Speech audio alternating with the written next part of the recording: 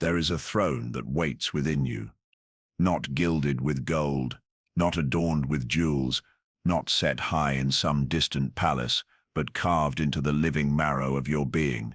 Upon this throne, a sovereign waits, though you have not yet seen their face, for the monarch of the soul sleeps until the hour of awakening, hidden beneath layers of habit, fear, and unconsciousness. Every life begins in a kingdom unruled, a realm where the instincts surge like wild rivers, where the shadow prowls like a beast in the dark, and where the ego constructs fragile defenses like walls of sand against the tide. Yet deep within this chaos, the call resounds, awaken and take the crown of your own being. It is not an easy call. Few hear it clearly, and fewer still answer. To awaken as sovereign is not to conquer lands, nor to subdue others, but to face the darkest adversary you will ever meet, yourself. Carl Jung knew this secret. He whispered that mastery is not a matter of outer control, but of inner dominion, the recognition that you are both the kingdom to be governed and the ruler who must learn to govern. And before you rise to this throne, you must pass through the initiation of descent, for sovereignty is not granted cheaply. It is purchased with the coin of suffering, courage, and truth. Think of the old myths. The hero never begins in glory. They begin in obscurity, in confusion, in the ordinary world. Then something calls them a dream, a crisis, a betrayal, a whisper in the night. The call to adventure arrives, shattering the illusion of safety, and the hero, trembling, must decide, will they answer or turn away? So it is with you. The call to sovereignty comes not as a trumpet's blast, but as a haunting silence inside your chest. It comes when you feel restless with the life you are living, when the mask of the persona no longer fits, when the comforts of unconsciousness turn bitter. It comes when you can no longer bear to live asleep. But to awaken is to risk everything. For to hear the call is to realize that the enemy you feared outside has always lived within. The tyrant is not in the world. It is in your own unexamined desires, your compulsions, your projections, your refusal to see yourself as you are. The kingdom is not in disarray because of others. It falters because the sovereign slumbers. And so the descent begins. Imagine yourself standing at the threshold of a vast cavern, the entrance dark, the air heavy with the scent of earth and mystery. To step inside is to leave behind the surface world where light and distraction once kept you safe. Inside lies the unconscious, the realm of forgotten memories, buried wounds, and hidden potentials. To walk into this cavern is to walk into yourself. Jung called this the journey of individuation, the slow, perilous, transformative movement toward wholeness. It is not a path of perfection, but of integration.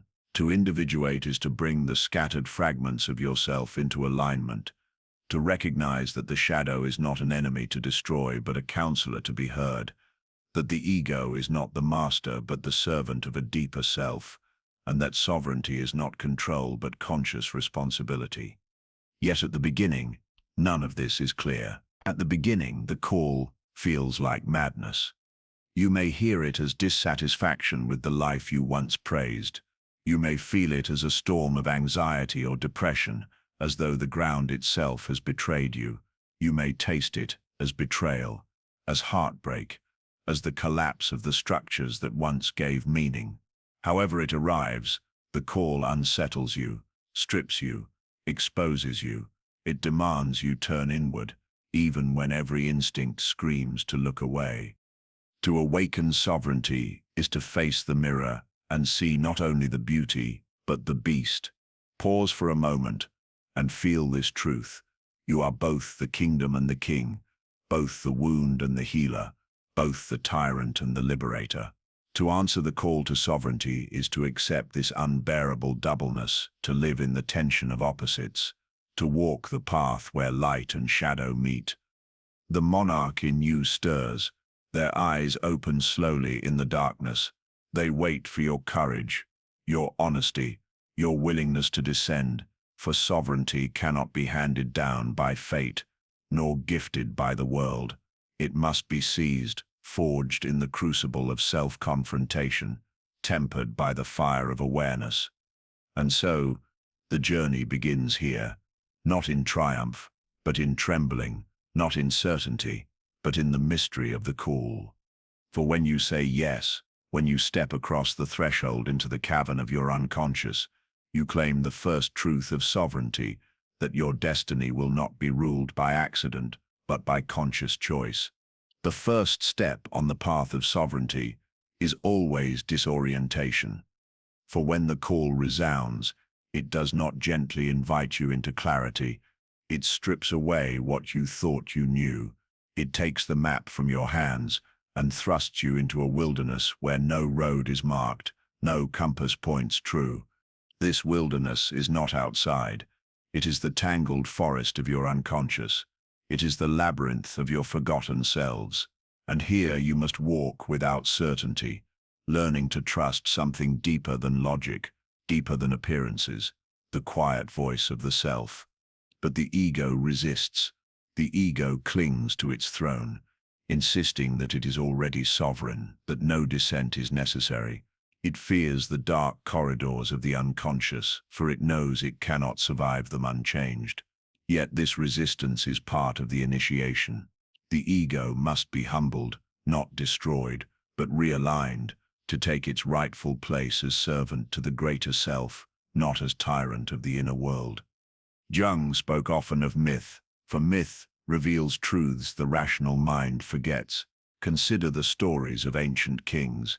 Again and again, they are tested not by ease, but by trials that strip away illusion. The rightful ruler proves himself not through conquest, but through descent, through a journey into death and back. Osiris is dismembered before he becomes lord of the dead. Inanna descends into the underworld, stripped of her power before returning as queen. Christ endures the desert before speaking with authority. So too must you. To awaken sovereignty, you must endure your own stripping away. Perhaps it comes as betrayal. Someone you trusted pierces you with their abandonment, and you feel the ground crumble beneath your feet. Perhaps it comes as failure. The career, the dream, the relationship collapses, and you stand among the ruins of what you thought defined you. Perhaps it comes quietly, a gnawing sense of emptiness, a haunting voice whispering that the life you are living is not truly yours. Whatever its form, this moment is sacred. It is the beginning of the descent, and though it feels like loss, it is initiation. For sovereignty requires death, not of the body but of the illusions that have ruled you. The persona, that mask you wear before the world, begins to crack. The shadow, that dark twin you have denied, begins to stir. You feel the tension between who you are and who you pretend to be. And though it terrifies you, this tension is the threshold of transformation. To step into sovereignty is to allow what is false to fall away. It is to surrender to the descent into your own depths, trusting that in the darkness lies the seed of rebirth. Picture this: you stand before a mirror and the reflection wavers. At first, you see only the mask, the polite smile, the role you play. But as the mirror darkens, another figure emerges behind it, your shadow, the one who holds your anger, your envy, your lust, your grief, the one who bears all the parts you have cast away to survive. And now the shadow steps forward, demanding recognition. This is the test of the sovereign. Will you meet this figure with fear or with acknowledgement? Will you banish it again, or will you allow it a place at your table? For sovereignty is not about purity, it is about wholeness. The true king or queen does not rule by banishment, but by integration. The shadow, when recognized, becomes not a saboteur, but a counselor. It holds the raw energy of instinct, the vitality of life unfiltered, the truths you dared not admit. When crowned, the shadow serves the self, and the kingdom is made whole. But this takes courage, for to look into the mirror of your shadow is to see yourself unmasked. It is to admit you are not only noble but also cruel, not only wise but also foolish, not only loving but also selfish. This is the price of sovereignty, to carry the weight of your contradictions, to embrace the paradox that you are both light and dark. Without this integration, you remain divided, and a divided kingdom cannot stand. And so, the descent deepens. You feel the walls of certainty dissolve. You no longer know who you are, nor where you are going. The old map of the ego fails you, and the road ahead disappears into fog. Yet here lies the mystery in losing the old self. You make space for the true sovereign to awaken. The self, the archetype of wholeness, the center beyond the ego, waits in silence. It does not force itself upon you. It waits for your willingness to let go, to surrender the crown of illusion, so that the crown of truth may descend. And as you surrender, you feel the faint stirring of something deeper, a presence within you that is older than fear, older than ego, older than the wounds you carry. It whispers, "You are more than you have known. You are both kingdom and king. Trust the descent." Thus begins the initiation into sovereignty, not a rising but a falling, not an ascent into light but a descent into shadow, for only by going down can you truly rise. The myths remind us, the seed must fall into the dark earth before it can sprout. The chrysalis must dissolve before the butterfly emerges. The night must deepen before the dawn breaks. So it is with you. Sovereignty begins not in the heights of certainty, but in the depths of unknowing. This is the sacred paradox. The throne awaits you, but you must first kneel before the darkness. The descent is not a single step. It is a long unraveling. It begins quietly, like threads slipping from a tapestry, until suddenly the image you once called your life no longer holds together. The patterns dissolve. The roles you played, the certainties you clung to, the beliefs you thought unshakable, all begin to crumble. And here, in the unraveling, fear arises. For who are you when the mask is torn away? Who are you when the roles fall silent? The ego cries out in panic. It longs for the familiar chains of habit. Even if those chains were prisons, it whispers, "Go back. Forget this. Stay asleep." But once the call has been heard, it cannot be silenced. To return to unconsciousness is to live half dead, to drift as a ghost through your own life. No, the only path is forward, downward, into the depths. Here in the dark, you begin to encounter the exiles of your kingdom. First come the shadows of childhood, the moments of pain you buried, the emotions you were told were unacceptable, the child who was shamed for crying, the youth who raged against injustice but was silenced, the dreamer who believed in magic but was mocked. These figures rise from the dark like forgotten citizens, demanding recognition. And with them come the darker forms, the instincts and desires you learn to deny, your hunger for power, your jealousy, your lust, your cruelty, your selfishness. These too are part of the shadow. You recoil from them, for they threaten the image of goodness you have cultivated. Yet if you refuse them, they will rule from the dungeons, twisting your fate in unconscious ways. This is the law of the psyche. What you refuse to acknowledge in yourself will return as fate. The anger you deny erupts as bitterness in your relationships. The fear you repress becomes projection onto the world. The greed you condemn in others secretly festers in your own ambition, until you bring the shadow into consciousness. It rules you from below. And so the true sovereign does not banish these exiles, but listens. Imagine yourself holding counsel in a vast, echoing hall within your soul. Around you gather figures long exiled, the wounded child, the raging rebel, the envious rival, the lustful stranger, the grieving mourner. They stand in shadow, hesitant, fierce, trembling, and one by one you call them forth. Not to shame them, not to destroy them, but to hear them. What do you need, you ask? Why have you come? Each voice tells its story. Each carries wisdom hidden within its wound.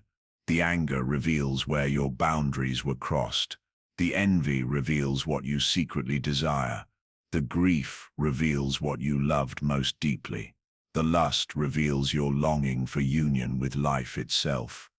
Slowly, painfully, you begin to see none of these figures are enemies.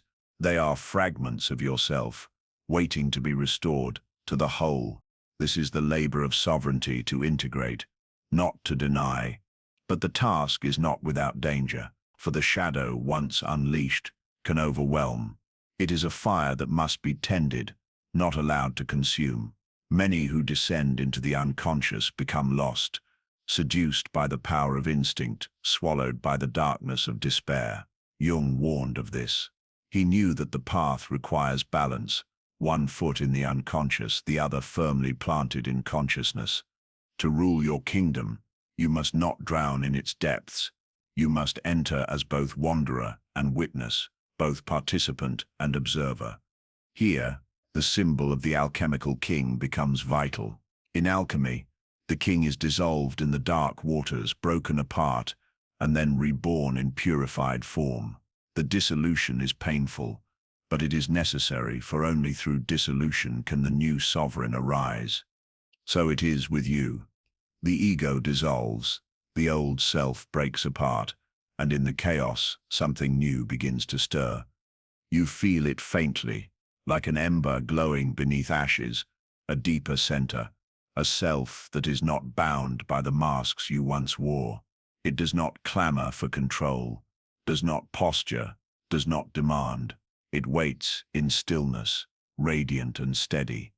This self is the true sovereign, the monarch who has always dwelled within you, sleeping until the descent began. But before you can take this throne, there is more to face. The descent is not yet complete, for deeper still lie the archetypal forces, the primordial patterns that shape your life from the depths of the collective unconscious. Here you encounter not just personal wounds, but mythic trials, the devouring mother, the tyrant father, the trickster, the dragon. These figures rise within and without, testing your courage, your discernment, your devotion to truth. You realize that sovereignty is not merely personal, it is archetypal. To awaken as sovereign is to step into a role as old as humanity itself. The king, the queen, the ruler who brings order to chaos, not through domination, but through alignment with the deeper law of the self. This law is paradoxical. To rule, you must first serve. To ascend, you must first descend. To hold the crown, you must first carry the cross of your own contradictions. The myths echo this truth. Arthur cannot claim Excalibur until he proves himself worthy. Odysseus cannot return as king until he survives the underworld of his wanderings. Even Gilgamesh, that ancient hero, learns that true kingship is not found in conquest, but in facing mortality itself. And you too are tested, perhaps not by literal monsters, but by inner ones. The monster of despair, the dragon of rage, the trickster of self-deception. Each must be faced, not with the sword of denial, but with the light of consciousness. As you walk deeper into the cavern of yourself, you begin to see that the throne you seek is not given, it is earned, and the crown is not a decoration, it is a weight. To be sovereign is to bear the full burden of responsibility for your inner world. No longer can you blame others. No longer can you project your shadow outward. No longer can you live asleep. This is both liberation and terror, for freedom is costly and responsibility is heavy. But in this weight lies dignity. In this burden lies strength. And so, step by step, you move deeper. The shadows rise, the illusions fall, the ego trembles, the self watches, and somewhere in the dark you hear it again. The call, not faint now, but clear, not a whisper, but a summons. Awaken, claim the throne, become whole. The descent deepens, and with each step the air grows heavier. The walls of the inner cavern seem to close around you. The light of the surface world fades, and the silence thickens into something almost unbearable. Here, in the heart of the unconscious, you face not only your personal shadows, but the ancient, archetypal forces that shape every soul. These are not mere memories or repressed desires. They are the gods and monsters of the psyche, the eternal patterns Jung called archetypes. To meet them is to meet the very architecture of your being. First comes the tyrant. It wears many faces. The inner critic that condemns you, the voice that insists you are never enough, the invisible oppressor who demands perfection while denying rest. This is the archetypal shadow of the father, order without compassion, law without love. To live under its rule is to feel chained to impossible standards, forever exiled from belonging. You must confront him, not by overthrowing him, but by transforming his power, for discipline is not evil. When joined with love, it becomes structure, stability, and guidance. The true sovereign learns from the tyrant, extracting the gold from the poison. He becomes not oppressor, but steward. Then comes the devouring mother. She appears as comfort that suffocates, as love that consumes, as dependency disguised as care. She whispers, "Do not grow. Stay small, stay safe, belong to me forever." To fall under her spell is to remain a child, never claiming your independence, never stepping into your sovereignty. You must confront her too, for nurturance is sacred, but without boundaries, it becomes prison. To be sovereign, you must cut the cord, not in hatred, but in love, transforming dependency into connection, possession into genuine care. And then the trickster arrives. He laughs at you from the shadows, mocking your seriousness, unraveling your certainty. He confuses you with paradox, tempts you into folly, exposes your hypocrisy. He is Mercury, Loki, Coyote, forever destabilizing, forever reminding you that sovereignty without humility becomes tyranny.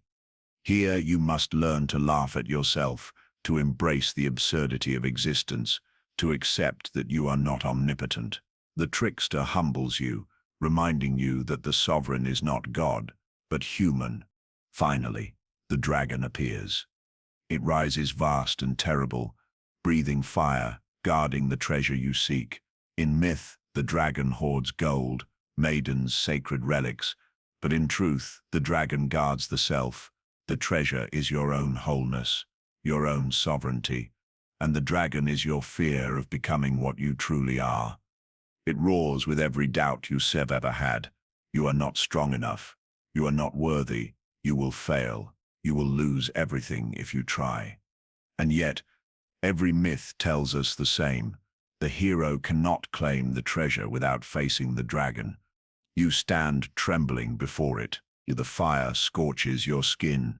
The fear threatens to crush you. But then you remember, the dragon is not only the enemy, it is also the gatekeeper. Its fire is the fire of transformation. Its roar the echo of your own inner power. To slay the dragon is not to destroy it, but to face it, to endure its terror until you realize it was made of your own shadow. Only then does it bow, revealing the treasure it guarded all along, your sovereignty. Here, in this deepest chamber of the unconscious, you begin to see the pattern. The tyrant, the devouring mother, the trickster, the dragon. They are not random torments. They are archetypal trials, initiations prepared for the awakening sovereign. Each strips away illusion. Each demands courage. Each teaches a lesson no book could teach. The tyrant teaches responsibility. The mother teaches freedom. The trickster teaches humility. The dragon teaches courage. And together, they forge you. This is why Jung spoke of individuation as a path of suffering, not because the self desires your pain, but because only through trial is the gold refined. Without suffering, there is no transformation, only stagnation. Without descent, there is no ascent. The myths understood this truth long before psychology gave it language. Every hero descends. Every sovereign is tested. The underworld is not punishment. It is initiation. You are in that underworld now. And though fear surrounds you, something else begins to awaken. In the silence, in the darkness, in the fire of trial, you feel the stirring of a deeper strength, not the brittle strength of the ego, built on defenses and masks, but the enduring strength of the self, rooted in wholeness. It does not shout, it does not demand, it simply is, a steady flame at the center of your being. You sense that this flame cannot be extinguished, not by shadow, not by fear, not by death itself. It is the eternal presence within you, the true sovereign, waiting for you to recognize it. And for the first time, you realize sovereignty is not something you must create. It is something you must remember. It has been with you all along, buried beneath layers of fear, illusion, and forgetting. The trials do not give you sovereignty. They reveal it. The descent does not build the throne. It uncovers it. And so, standing in the deepest chamber of your unconscious, surrounded by archetypal powers, scorched by the dragon Sep's fire, humbled by the trickster Sep's laughter, torn by the mother Sep's grasp, condemned by the father Sep's judgment, you finally see the truth. You are the kingdom. You are the sovereign. You are the one you have been waiting for. The crown is not given by others. It is claimed in the silence of your own depths. The air begins to shift.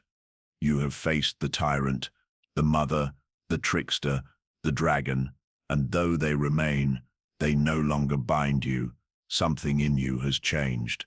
The cavern is still dark, yet you sense a faint glimmer, as though the rock itself is threaded with hidden veins of light. It is not triumph, you feel. Not yet. It is something quieter, something deeper, recognition. You see that the shadows you feared were not foreign invaders, but parts of your own kingdom, long misunderstood.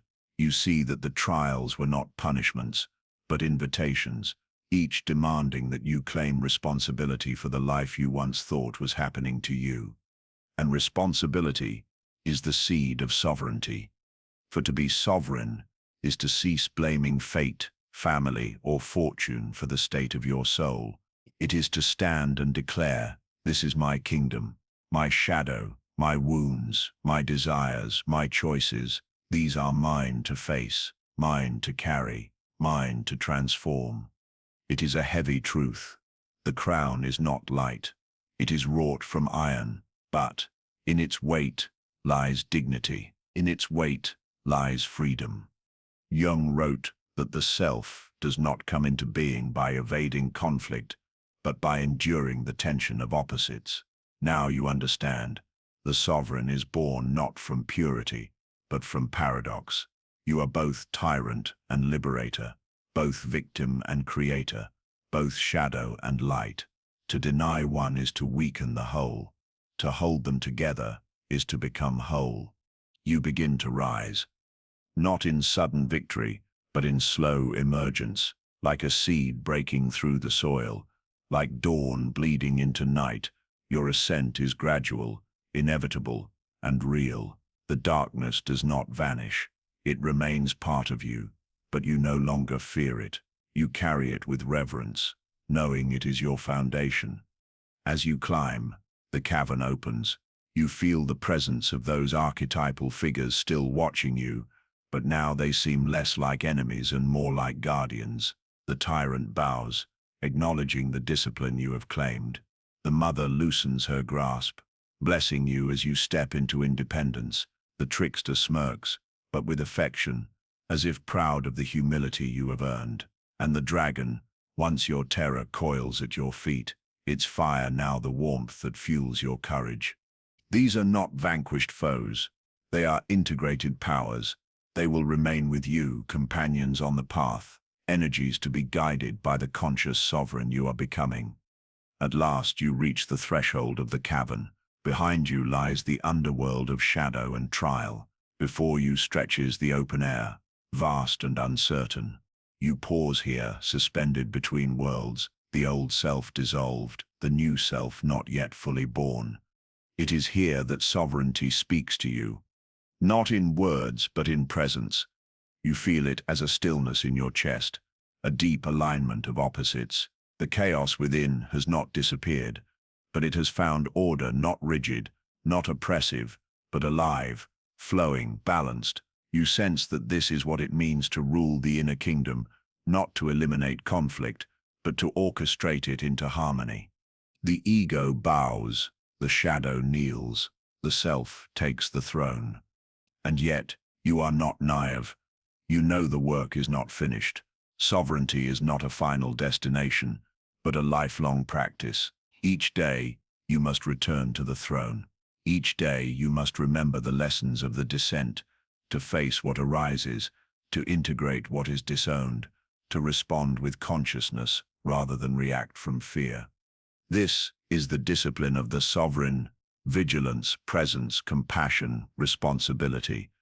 You begin to sense what this will mean in the world. To live sovereignly is not to dominate others, but to stand in integrity with yourself.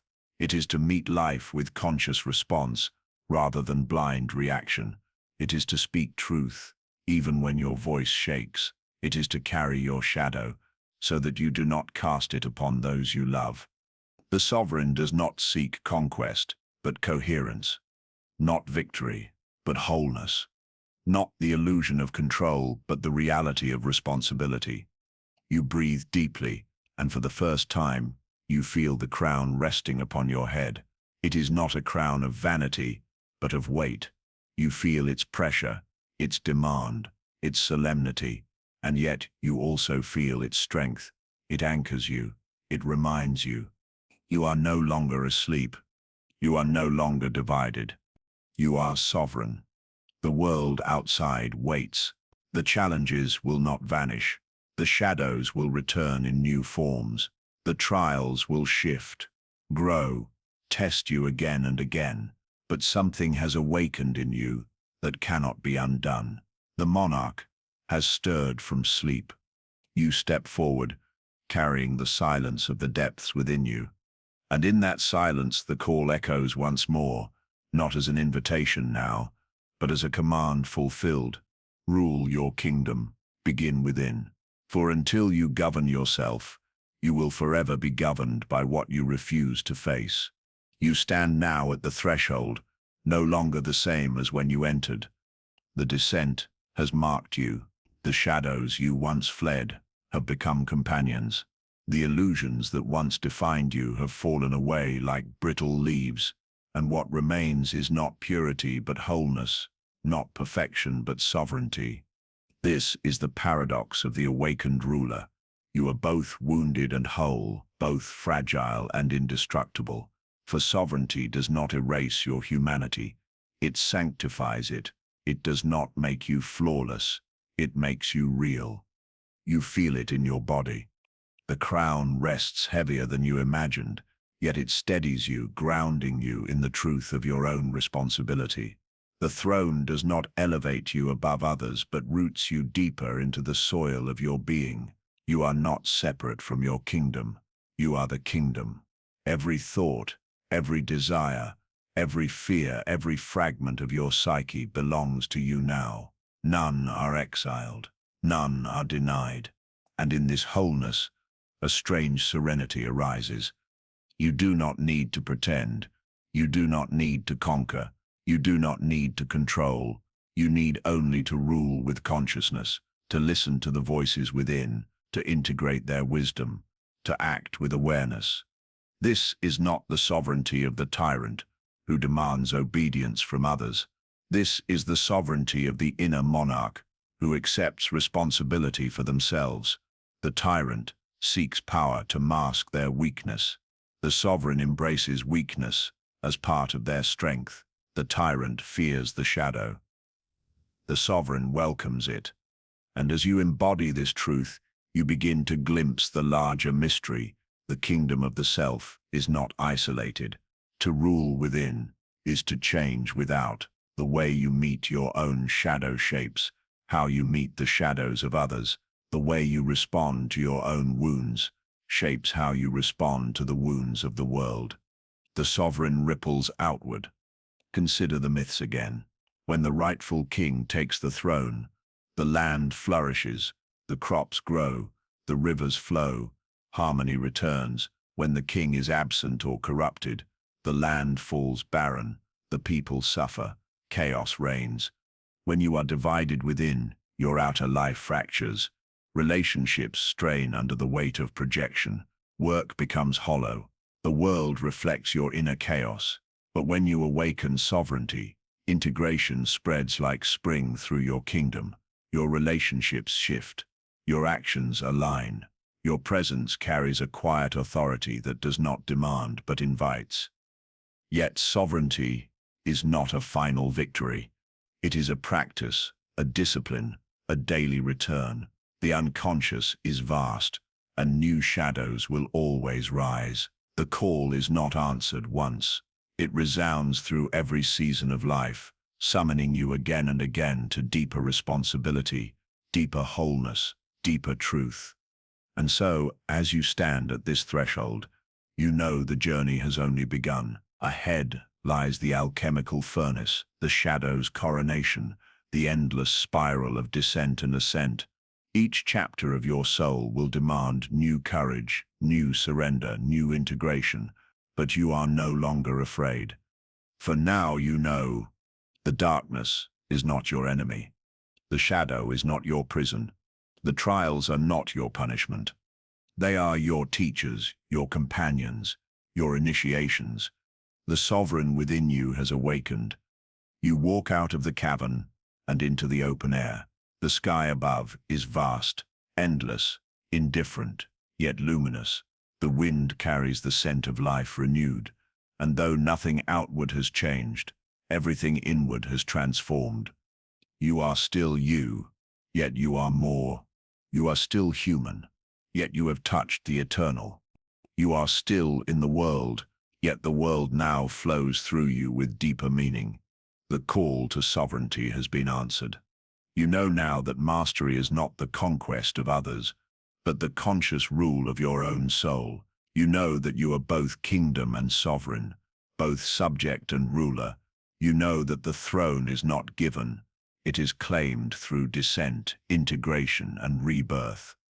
And with this knowledge, you take your first true step into life, not as victim, not as wanderer, not as slave to the unconscious, but as sovereign. The voice within, steady and timeless, speaks once more, not as command, not as whisper, but as affirmation. You have descended, you have faced, you have remembered. Now rise, Sovereign One, your kingdom awaits. And you walk forward, carrying the silence of the depths and the weight of the crown, ready to live not as one ruled by shadows, but as one who rules with consciousness. There is a fire that does not burn wood, yet consumes illusions. It is not found in the forest, nor in the hearth, but in the very center of your being. The alchemists called it the Athanor, the furnace of transformation, where base matter is transmuted into gold. Jung saw in this symbol not a chemical process, but a psychological one, the burning ground of awareness, where unconscious reactions are placed into the fire and reborn as conscious responses. This furnace is no external chamber. It is ignited in the silence between impulse and action, between the spark of instinct and the shaping of choice. Most pass their lives without sensing it. They are carried by reflex, by inherited patterns, by the ancient currents of fear, anger, desire. They live as if possessed, not by demons of myth, but by the unconscious machinery of reaction. To master destiny, one must discover this hidden fire. One must learn to pause, to hold the raw heat of experience without being consumed, to endure the tension long enough for transmutation to occur. This is no easy feat, for reaction is quick, seductive, automatic. Response is slow, deliberate, born from the friction of consciousness. Imagine the moment of provocation, a word that wounds, a glance that dismisses, a sudden betrayal. The body floods with adrenaline. The heart races. The jaw tightens. The ancient brain demands retaliation. In such moments, the unconscious surges, like molten lead, eager to harden into a weaponized form. If you do not pause, the lead is cast instantly into anger, into violence, into withdrawal. But if you can endure the fire, if you can hold the molten matter in the crucible of awareness, something miraculous occurs. The lead begins to shift, to clarify, to reveal within itself the hidden possibility of gold. This is the alchemical secret. The furnace is not meant to destroy your reactions, but to refine them. Your anger may conceal courage. Your fear may contain wisdom. Your grief may hold love. The unconscious gives you raw material. Consciousness shapes it into form. But to step into this furnace requires courage greater than battlefields, for you must learn to sit in the unbearable heat of unfulfilled impulse.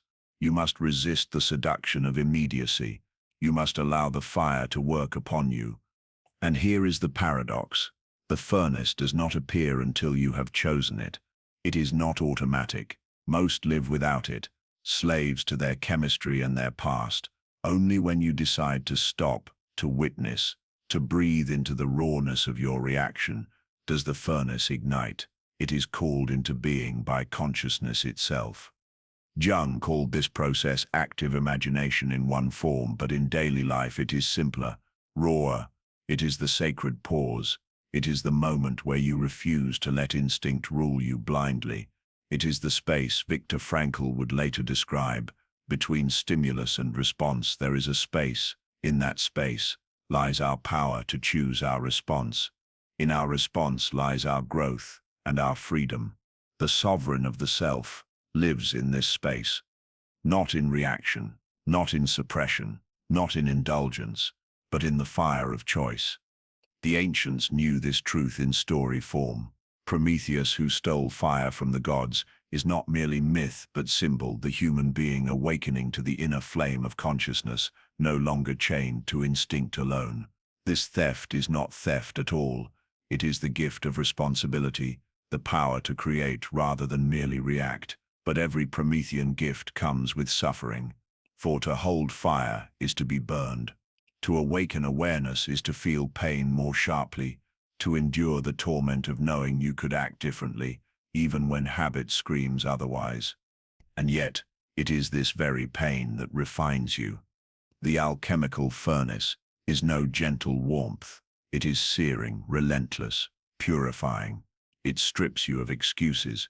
It confronts you with the raw truth of who you are beneath your masks. It demands you to own your reactions, to claim them as your material, and to forge from them something worthy of the sovereign you are becoming. The journey into this furnace begins in the smallest moments. A conversation where you would normally interrupt, but instead you listen. A surge of envy where you would normally lash out, but instead you inquire within. A wound where you would normally collapse, but instead you hold your posture and breathe. These are not trivial gestures. They are the alchemical work itself, the daily labor of the soul, the opus magnum. The transformation of lead into gold is not dramatic. It is subtle, cumulative, the slow mastery of thousands of moments where reaction dies and response is born. To live in this way is to become an alchemist of the psyche. You begin to notice your triggers, to anticipate the rising flood of instinct, to welcome it into the furnace rather than act it out blindly. You begin to trust the fire, knowing that it will not destroy you but refine you. And as you do, you realize every human being carries this furnace, though few ever dare to light it. The world is full of unconscious reaction, conflict, betrayal, domination, avoidance, because most have never learned to pause in the heat of their own impulse. But for those who do, the kingdom of the self begins to change. The sovereign is not born by slaying their reactions, but by transmuting them. They do not deny their anger. They refine it into courage. They do not banish their fear. They forge it into vigilance. They do not despise their grief. They allow it to deepen into compassion. This is the hidden work of destiny. It does not happen in grand gestures, but in the invisible crucibles of daily life. It does not happen once, but endlessly, moment by moment, as long as the sovereign chooses the furnace over the reflex.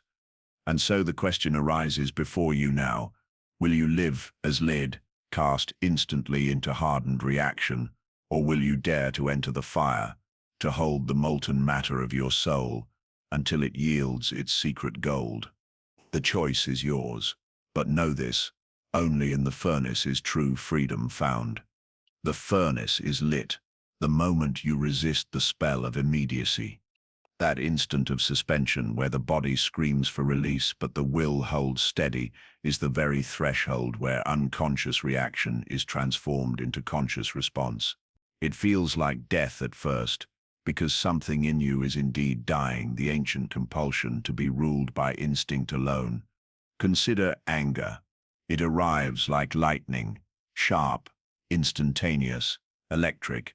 To lash out feels natural, even righteous. Yet beneath anger, if you hold it in the fire, lies hurt. Beneath the hurt, if you hold it longer still, lies a longing for dignity, respect, love. What was at first only flame becomes, in the furnace, a signal of your deepest value. The transmutation occurs, not by suppression, but by bearing it consciously until its essence reveals itself. This is why Jung saw the alchemists not as primitive chemists, but as visionaries of inner work.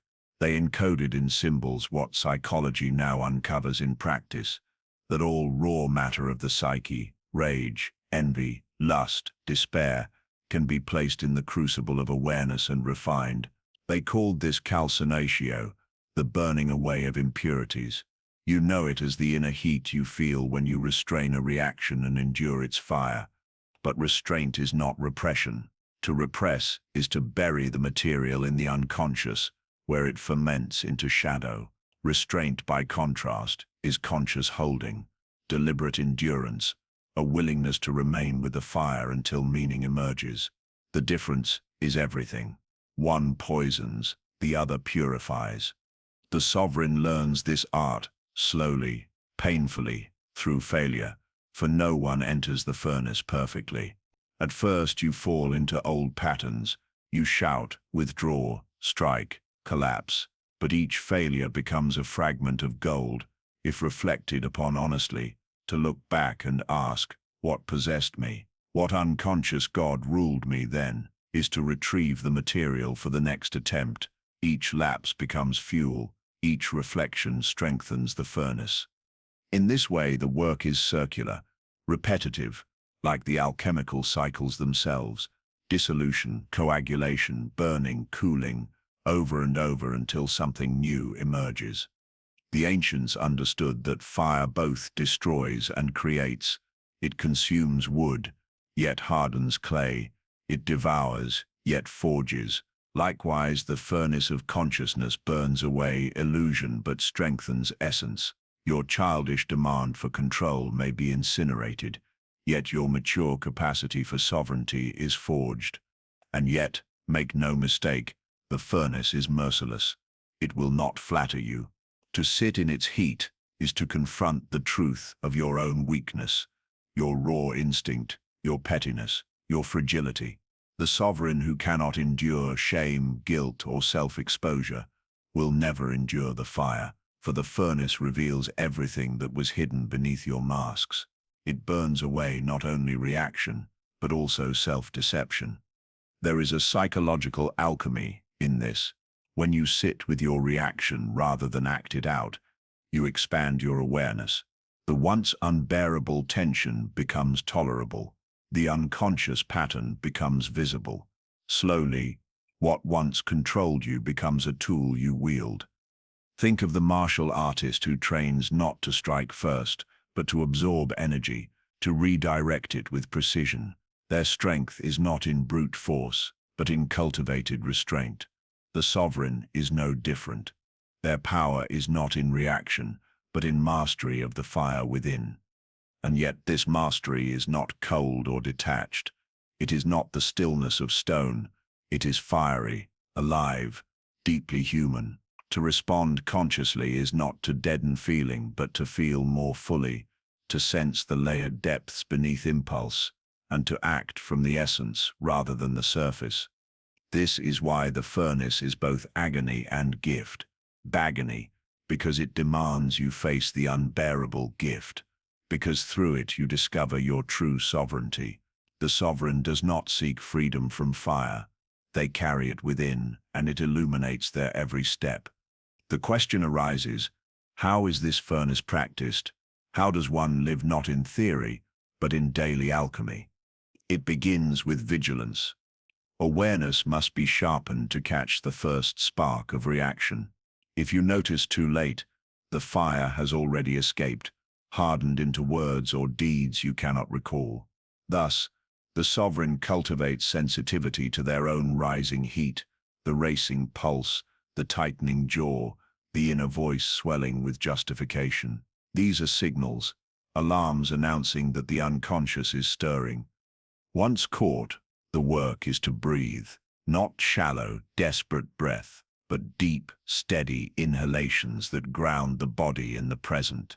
Breath is the bellows of the furnace, stoking the inner fire while keeping it contained. Without breath, the heat overwhelms. With it, the fire is harnessed. Then comes the hardest part, waiting, to wait while desire clamors, while fear rages, while anger gnashes its teeth. This is the true ordeal. It feels impossible at first, but with practice, the waiting lengthens, and in that waiting, the molten lead cools into gold. Consider an insult. The automatic reaction is retaliation. But if you pause, if you breathe, wait, let the fire burn through, you discover layers beneath. Perhaps the insult reveals the other's insecurity. Perhaps it exposes your own sensitivity. Perhaps it teaches you where your ego still craves recognition. Without the furnace, you would never know. With it, you gain treasure. And over time, you realize nothing external can truly bind you, for the furnace grants you sovereignty over yourself. The world may provoke, betray, seduce, terrify, but within you burns a fire no circumstance can control. This is not suppression of life, but its transformation. A sovereign who represses becomes brittle, inauthentic, cold. A sovereign who refines becomes radiant, magnetic, alive.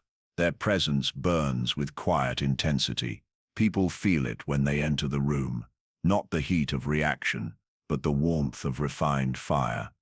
The alchemists called this the production of the philosopher's stone, not literal but symbolic of the integrated self, the one who has endured the furnace until their fragmented psyche has been fused into wholeness. Such is the task before you, to become the stone, forged in fire, unshakable in essence, luminous in presence. But the journey is long, and the furnace must be entered daily.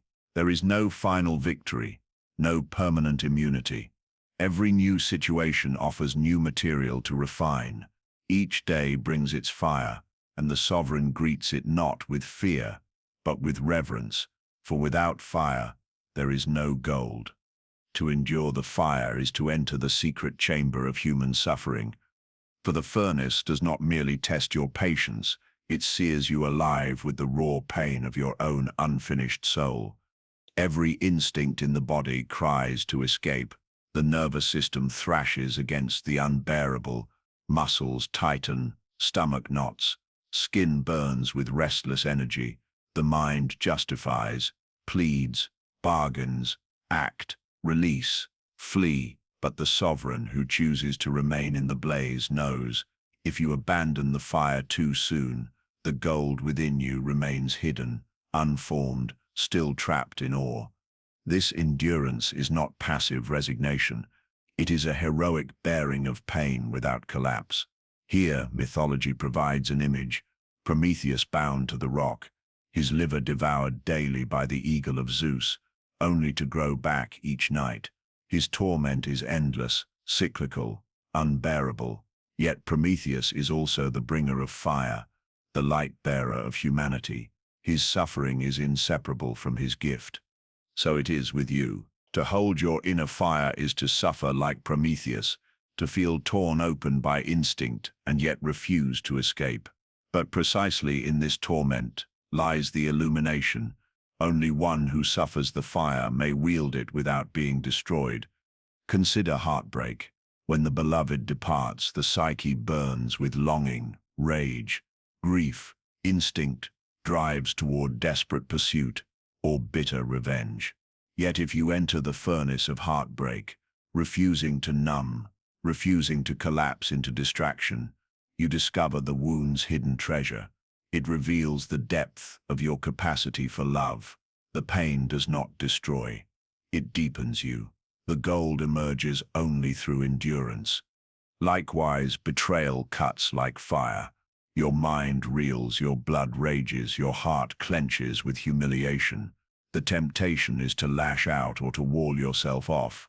Yet the sovereign enters the furnace of betrayal and waits through the torment. The deeper truth surfaces. Betrayal strips away illusion, showing you where trust was misplaced, where your own blindness enabled deceit. From the ashes of faith shattered, a higher discernment arises, again gold from fire. This is why Jung wrote that there is no coming to consciousness without pain. The unconscious is not integrated by comfort, but by fire. Every instinct resisted, every compulsion held, every shadow endured is a small crucifixion. Something in you must burn to ash, so that something greater may be born. The endurance required is not ordinary. It is not the dull suffering of resignation, nor the cold detachment of indifference. It is fiery, awake, attentive. You do not escape the pain. You lean into it, you watch it, you breathe it, you let it speak. This is why the furnace transforms, because you are not consumed blindly, but consciously. Enduring fire reveals a paradox. The very thing you thought would annihilate you becomes the source of your strength. Anger endured becomes clarity. Desire endured becomes vision. Fear endured becomes courage. Grief endured becomes love without illusion. Every poison, when held in the furnace, becomes its antidote. But endurance has its enemies. Chief among them is despair. When the fire burns too long, the psyche whispers, "It is hopeless. You will never emerge. You are being destroyed, not transformed." At such times, remember, despair itself is part of the fire. To endure despair is to allow even hopelessness to be burned into meaning. Another enemy is distraction. The modern world offers endless escapes, screens, noise, addictions, substitutes for presence. But to distract yourself in the furnace is to smother the fire before the gold appears.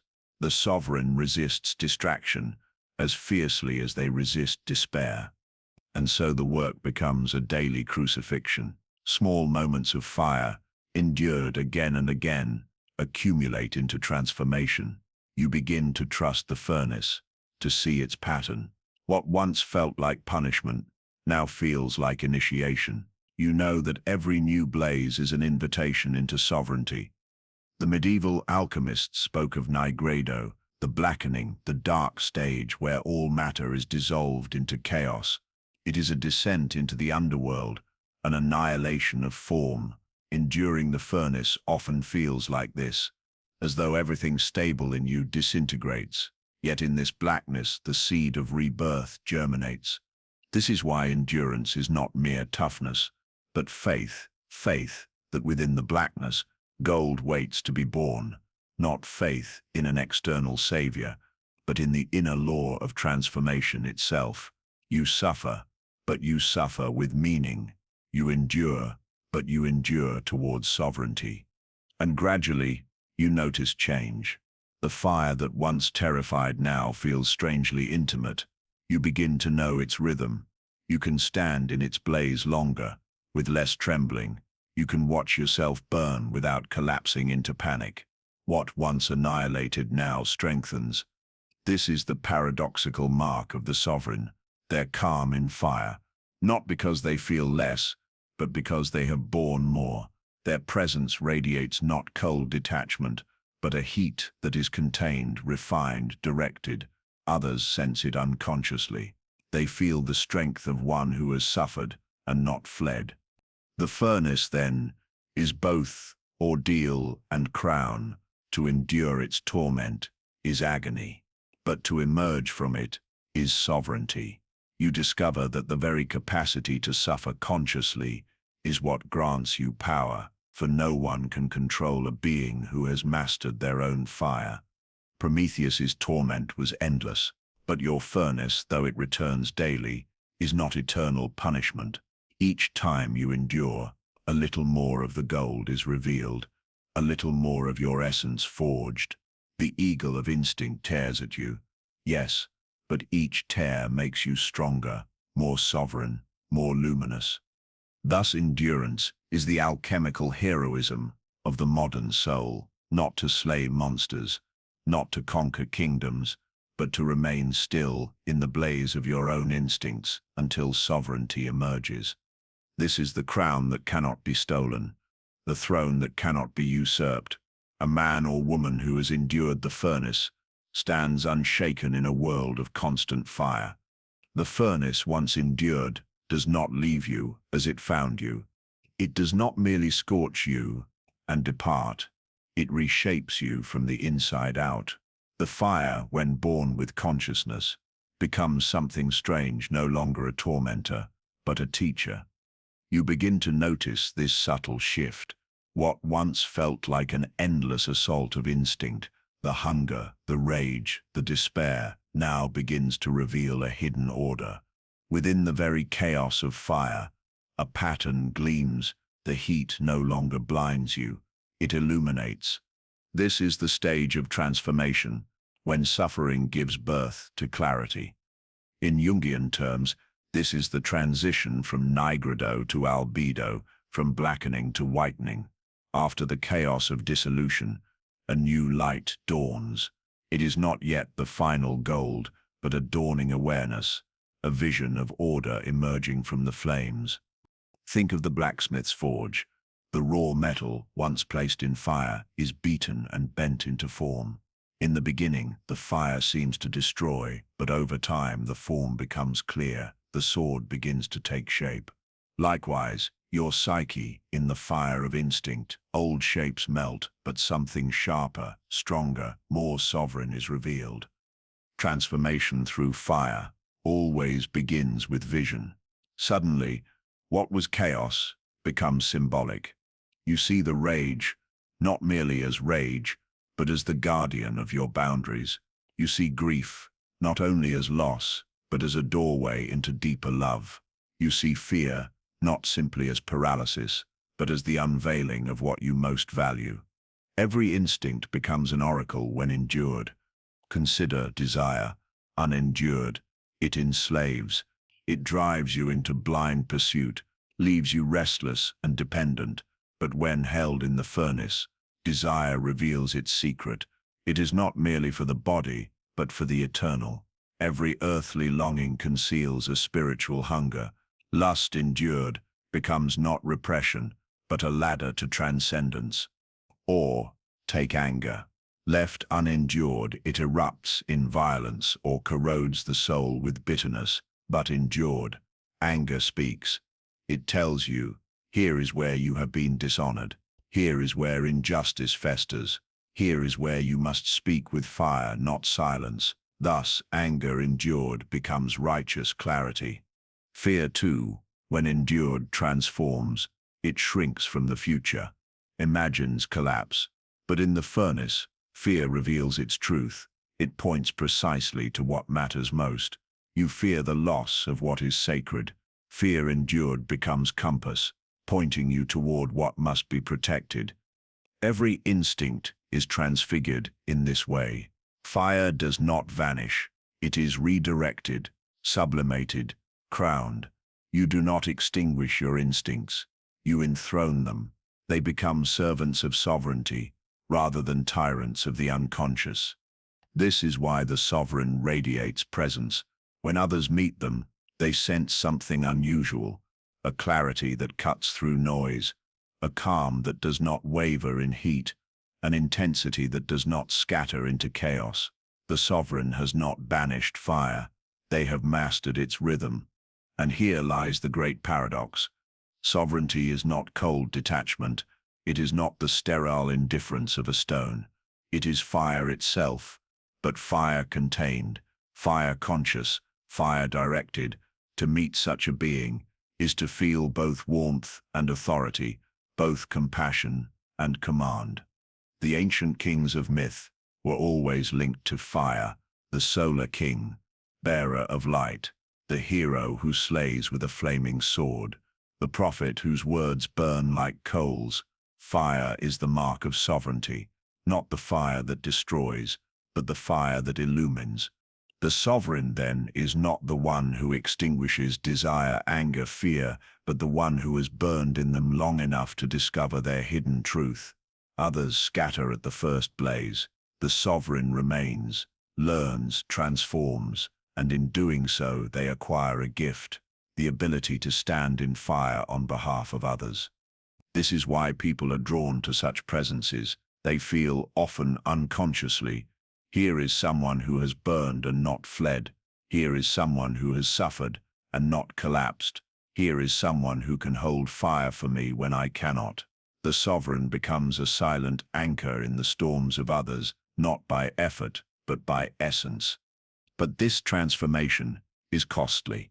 It requires the death of the old self. Every instinct endured means an identity surrendered. The man who thought himself merely angry discovers he was weak in boundaries.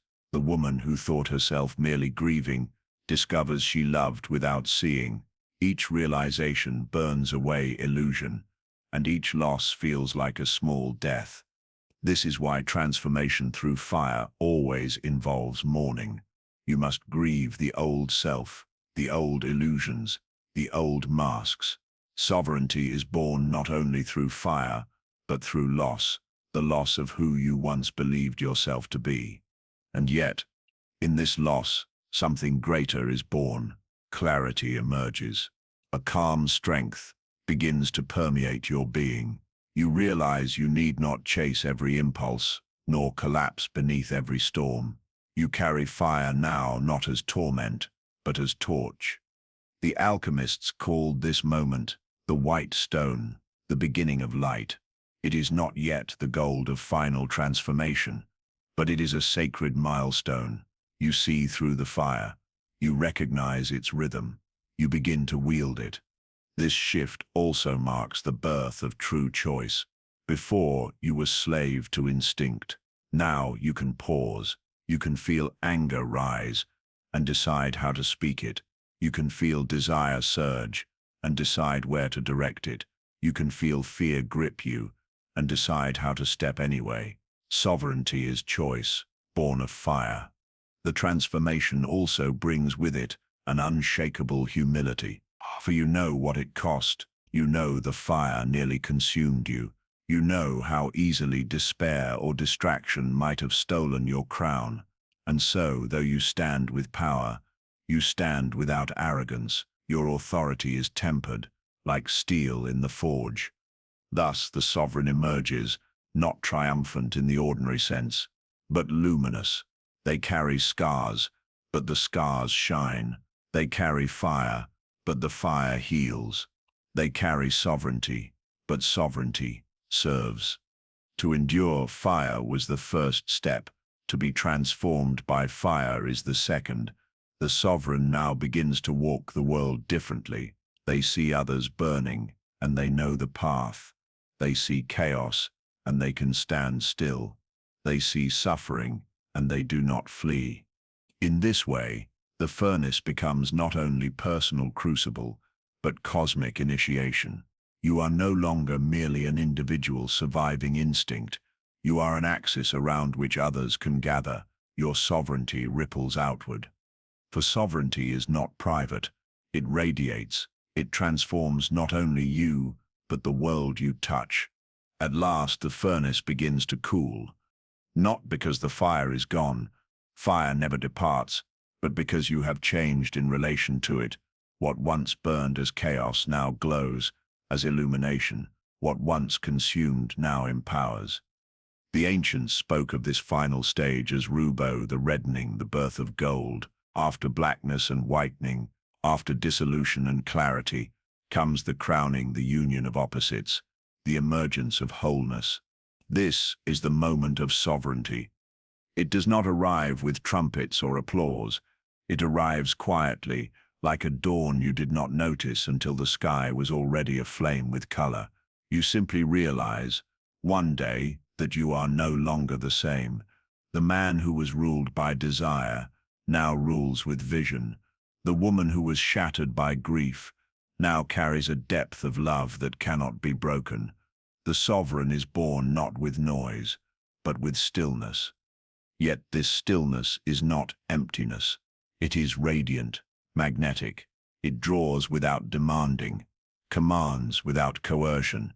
It is the stillness of the sun, around which planets turn. Here you stand at last, not extinguished by instinct, not enslaved by it, but transfigured through it. You are no longer a fragment. You are whole. Wholeness is the crown. And this crown is not ornamental. It is not handed to you by others. It is forged in fire, carved in loss, weighted by responsibility. The crown is heavy, for it binds you not only to yourself, but to the world. Sovereignty is never solitary. It ripples outward, reshaping the order around you. For now, wherever you stand, you carry the furnace within. Others sense it. They feel both your warmth and your edge. They may not understand it, but they know, here is someone who cannot be swayed by shallow winds, who does not flinch at shadow, who has burned and been refined. This presence is not domination, but gravity. People are drawn to it, not because you demand, but because you radiate. Sovereignty is a fire others wish to gather around. But with this crown comes the paradox of power. To wear it is to know that sovereignty is never merely yours. It belongs to something greater. You are not the source of the flame. You are its steward. The alchemists understood this. Gold is not for hoarding. It is medicine. The philosopher's stone was said to heal, to transmute, to restore balance. Likewise, the sovereign's gold is meant not to glitter for self-display, but to heal the fractures of the world. And so, sovereignty carries responsibility. You become, willingly or not, an axis for others. Your fire becomes a shelter for those still burning in chaos. Your clarity becomes a map for those still lost in fog. Your strength becomes a mirror for those who have forgotten their own. But beware, this responsibility is not saviorhood. The sovereign does not rescue. They do not steal another's fire, nor bear what another must endure. Instead, they stand as witness, as presence, as possibility. They say without words, you too can endure. You too can transform. You too can wear the crown. This is why true sovereignty is rare. Most flee the furnace. Most escape into distraction, bitterness, or numbness. Few endure the death of illusion. Fewer still accept the weight of the crown. But those who do, they alter the world simply by existing. The myths are full of such figures. The king who brings justice not by decree, but by presence. The queen whose gaze restores order in a land of chaos. The sage whose silence awakens courage. These are not fantasies. They are archetypes, eternal patterns waiting to be embodied. To live sovereignly is to step into that pattern. It is to live as symbol, as well as self. Others will project onto you, test you, try to draw you back into the furnace.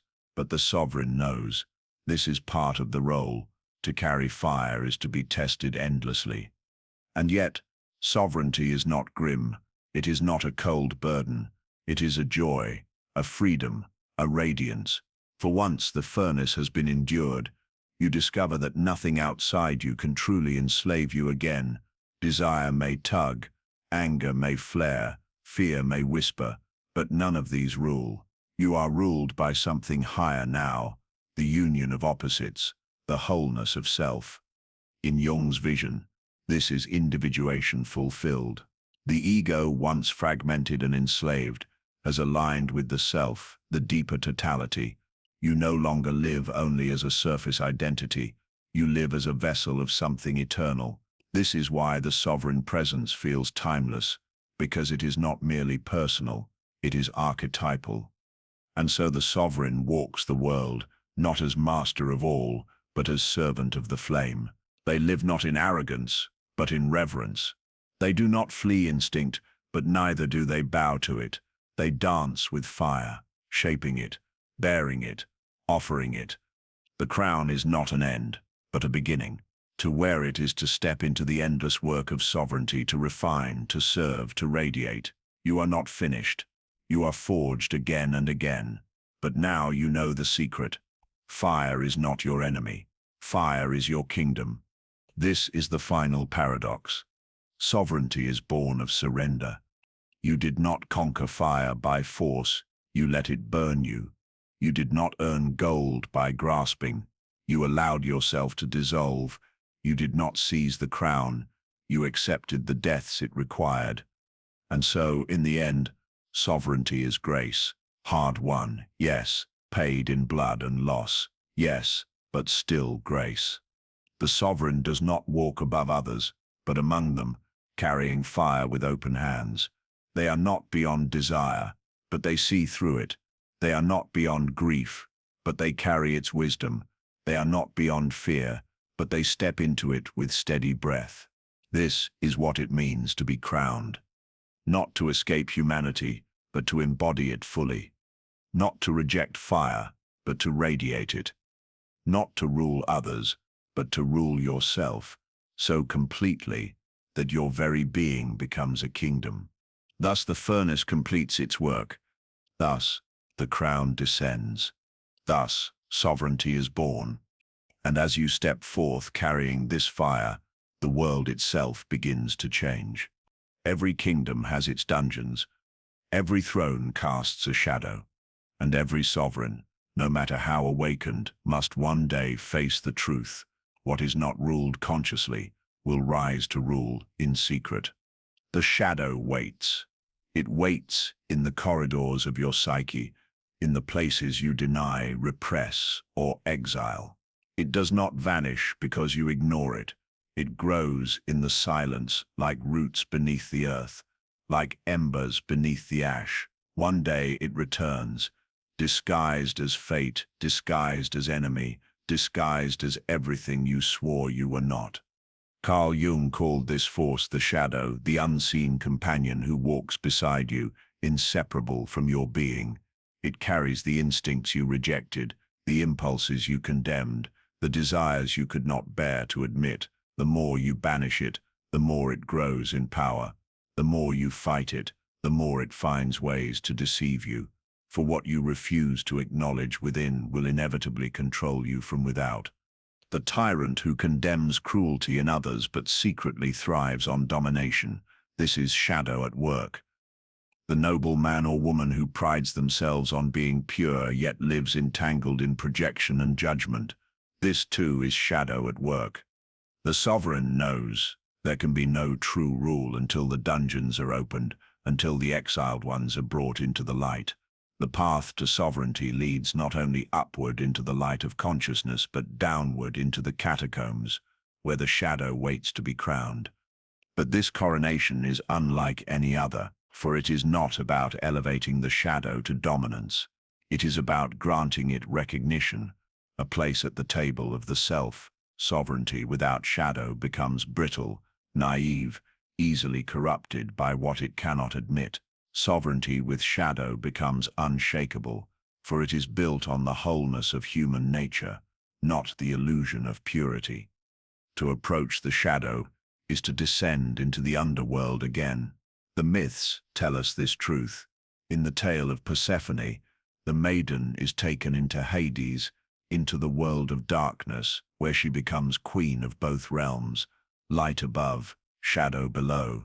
In the epic of Gilgamesh, the hero must face the wild man Enkidu, his mirror, his forgotten half, before he can know himself. In the Christian mystery, Christ descends into hell before ascending into glory. Always, the descent precedes integration. Always, the darkness must be touched before the light can be made whole. And so you stand before the sealed gate of your own unconscious. Behind it lie the prisoners you swore to disown. Your rage, your lust, your envy, your selfishness, your fear. They are bound in chains not because they are evil, but because you believed they had no place in you. But the sovereign has learned whatever you chain in the dungeon will find a way to rule the throne. The coronation of the shadow is an act of radical honesty.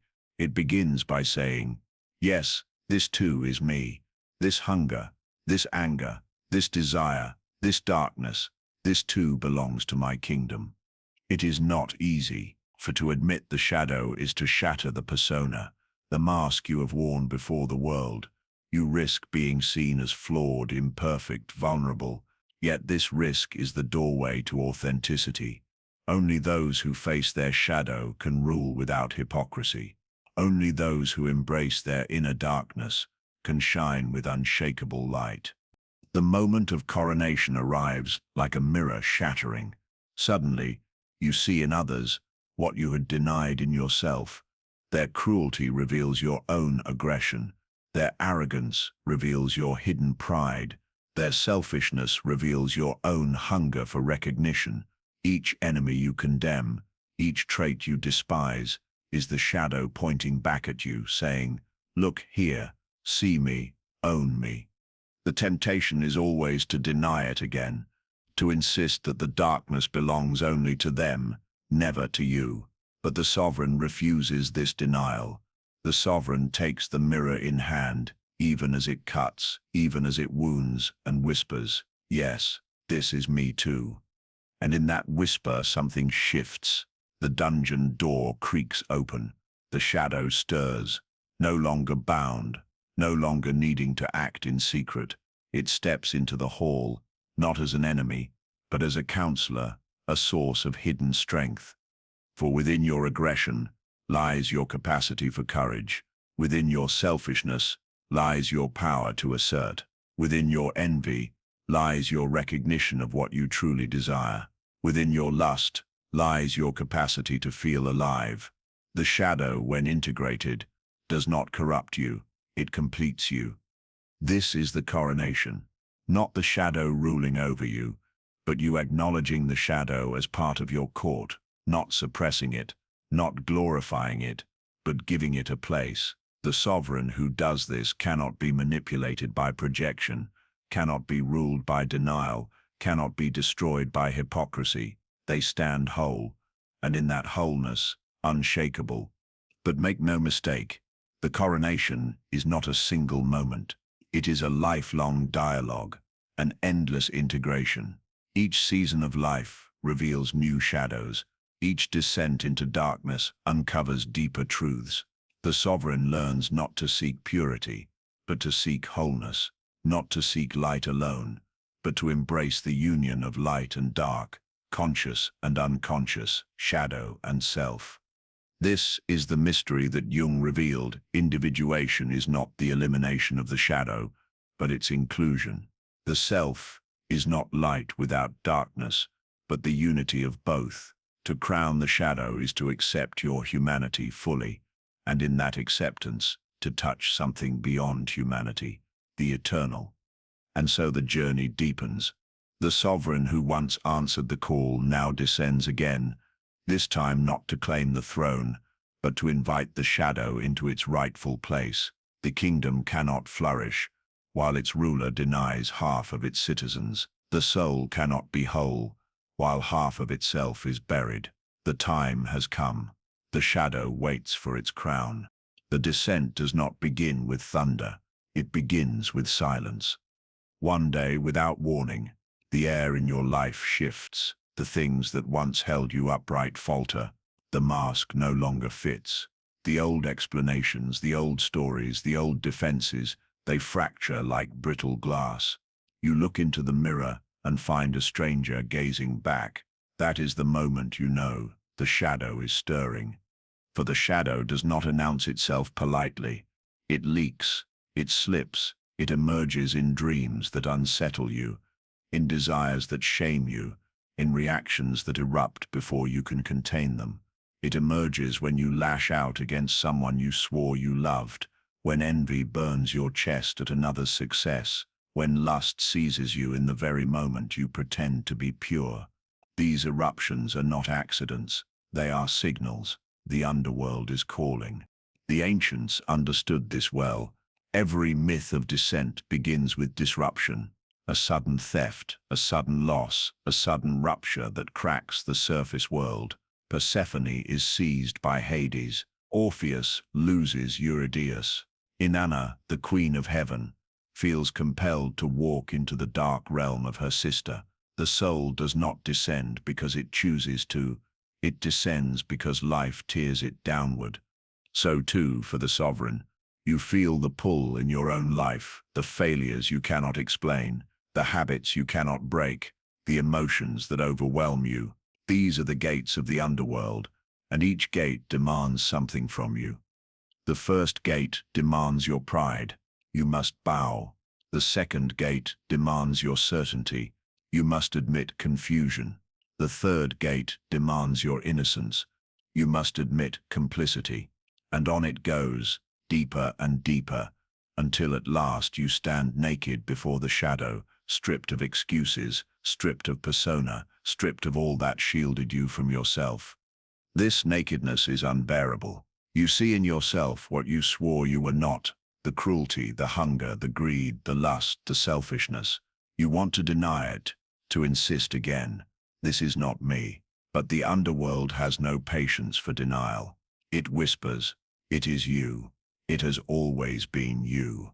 And until you embrace it, you will never be whole. Many turn back at this point.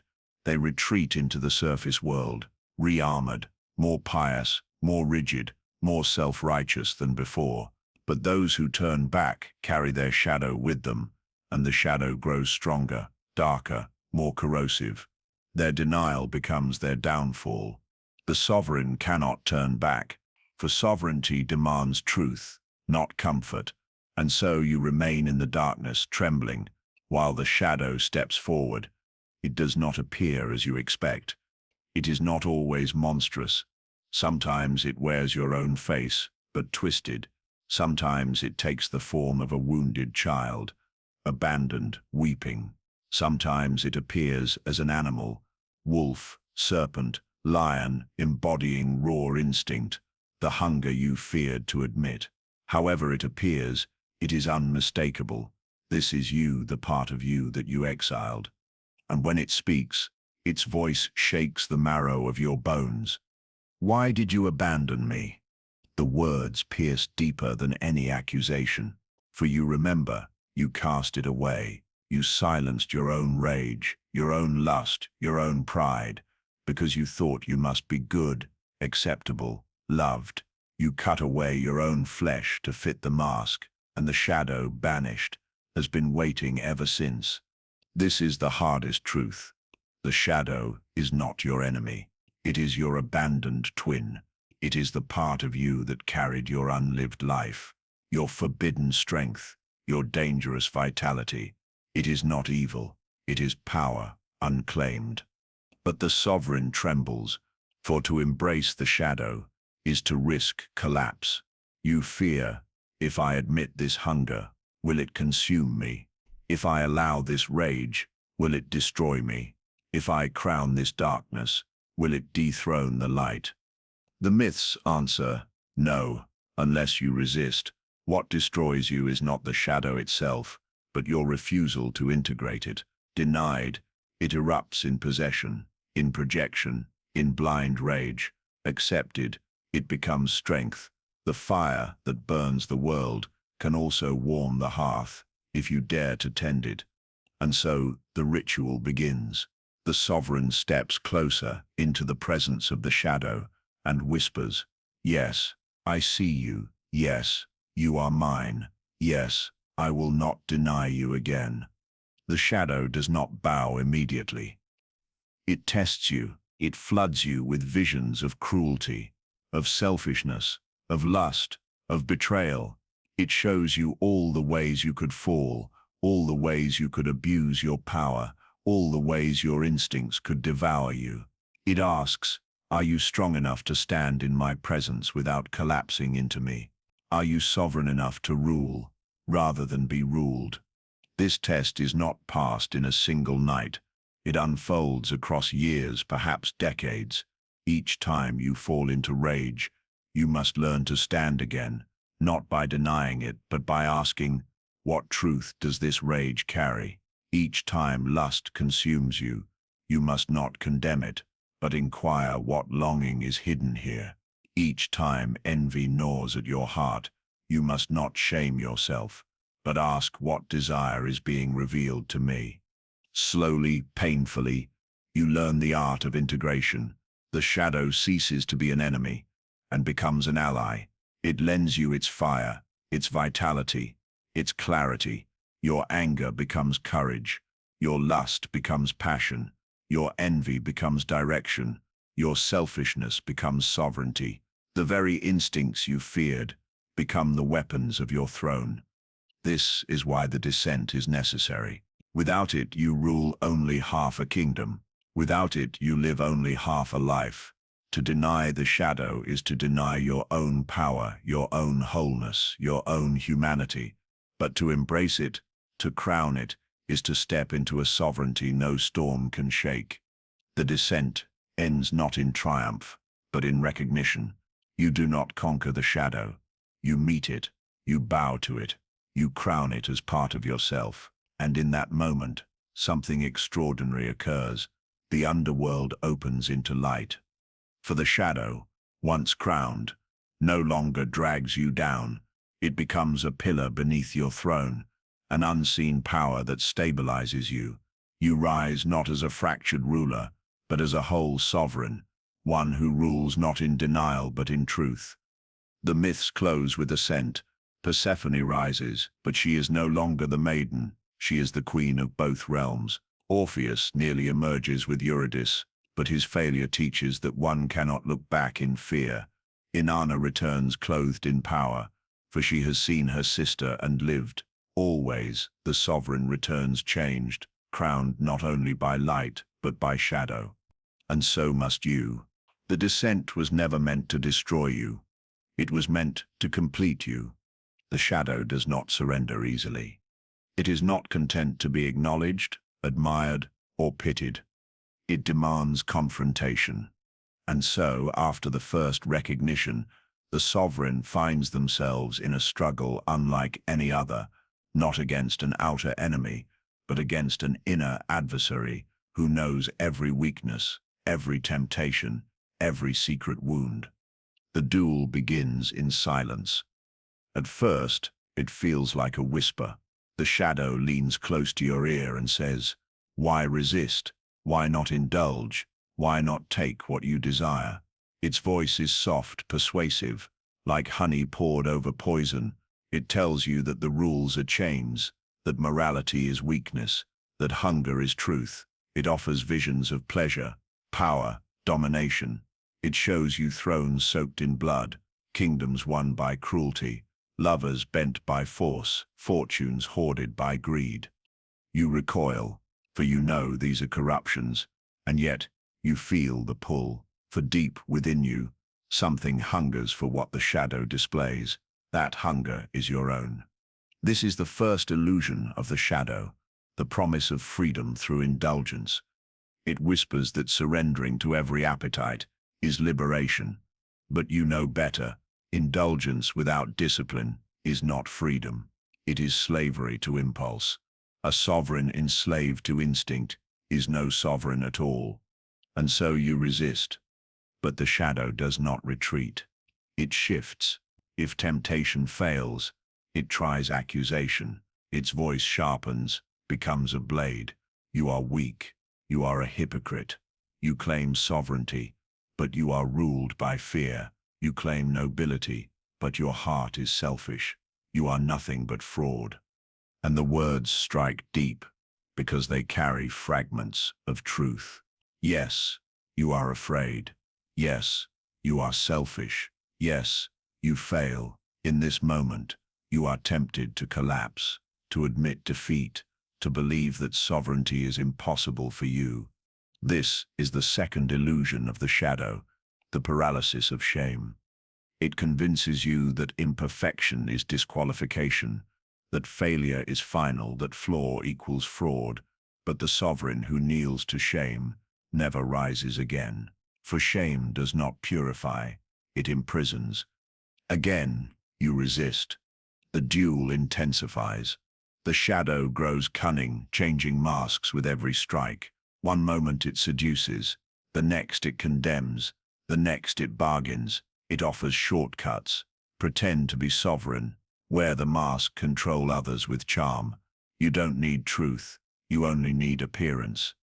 This is the third illusion, the masquerade of power. The shadow tempts you to substitute image for essence, performance for substance, to rule by manipulation, by deceit, by hollow authority. But such sovereignty collapses the moment the mask cracks. And so the struggle continues. Days become months, months become years. For the confrontation with the shadow is not a single battle. It is a war of attrition. Each day, in every decision, you must wrestle with its temptations. Each failure becomes a test. Will you deny the fall, or will you rise with clearer vision? This is why the myths speak of heroes wrestling gods, wrestling angels, wrestling monsters through the night. Jacob wrestling the angel until dawn. Heracles wrestling death for the soul of Alcestis. These are not mere stories of bodies locked in combat. They are visions of the soul wrestling its shadow, refusing to let go until it receives the blessing hidden within the struggle. For that is the secret. The shadow is not only temptation, it is teacher. Its illusions are not meant to destroy you, but to test you, to force you into greater strength, greater clarity, greater discipline. Each time you resist indulgence, your freedom deepens. Each time you resist shame, your dignity strengthens. Each time you resist the mask, your authenticity sharpens. And slowly, through endless confrontation, the sovereign learns the paradox. The shadow cannot be defeated by force. It cannot be exiled, chained, or destroyed. The more you fight to kill it, the stronger it becomes, for you cannot kill what is already you. The confrontation therefore demands a new kind of strength, not domination, but integration. And so, in the heat of the duel, there comes a moment of stillness, exhausted from years of wrestling, bruised by failures and victories alike. You look the shadow in the eye and say, not in anger, not in fear, but in truth, you are mine, and I am yours. We will not destroy each other. We will walk together. The shadow does not vanish. It never will, but in that moment, the struggle changes. No longer an enemy, it becomes an ally. No longer a poison, it becomes a power. Its hunger fuels your vitality. Its rage sharpens your courage. Its pride grounds your dignity. This is the coronation, not of a sovereign who rules only the light, but of a sovereign who has claimed the darkness as well. For sovereignty is not purity, sovereignty is wholeness. Not the denial of instinct, but its mastery. Not the erasure of shadow, but its crowning. And so, when the duel subsides, you rise changed. You do not rise flawless, but integrated. You do not rise untouchable, but unshakable. For the one who has faced the shadow and lived no longer fears the darkness within or without. The shadow bows, not in defeat, but in allegiance, and the sovereign stands crowned by both light and night, bearing a throne that no illusion can corrupt. The forest closes around you. Its trees stand like ancient sentinels, towering, silent, unmoving, their branches locking together above your head in a woven canopy that blocks out the last of the outer light. You feel the shift immediately, the dimming of the world outside, the disappearance of familiar landmarks, the way external voices, once so loud, fall away into muffled echoes. Here, In the wilderness of your own soul, the air carries a density that is almost tangible. Each step feels heavier, slower, like the ground itself is testing the weight of your resolve. You are entering a place where the noise of the collective cannot follow, where the chatter of the crowd dissolves into the hum of silence.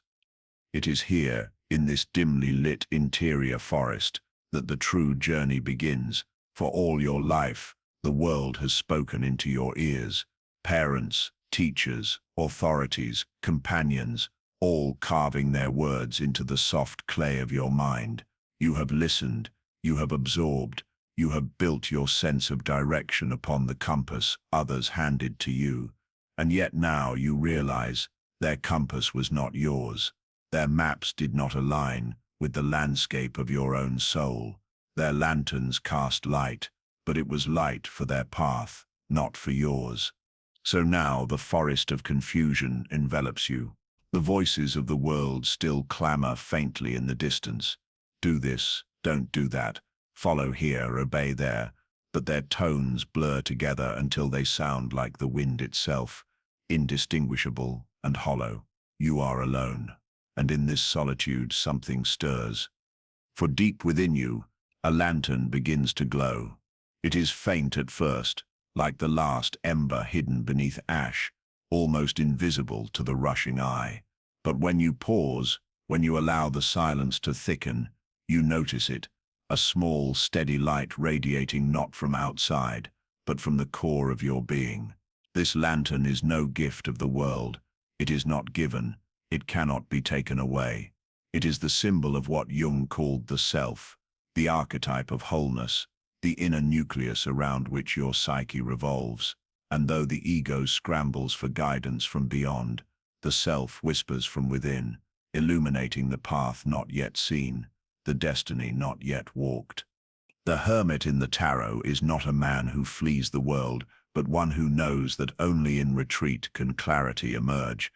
His lantern is not a beacon for the masses. It is a singular light for the solitary traveler, and so it is with you. To hear the still small voice of inner wisdom, you must step away from the uproar of the marketplace.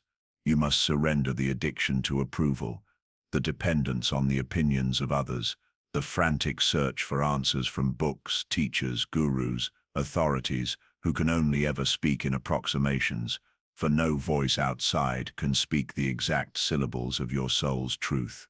Only the self, glowing within like an ancient flame, knows the contours of your unique destiny. But this lantern is not given cheaply. To carry it, you must endure solitude.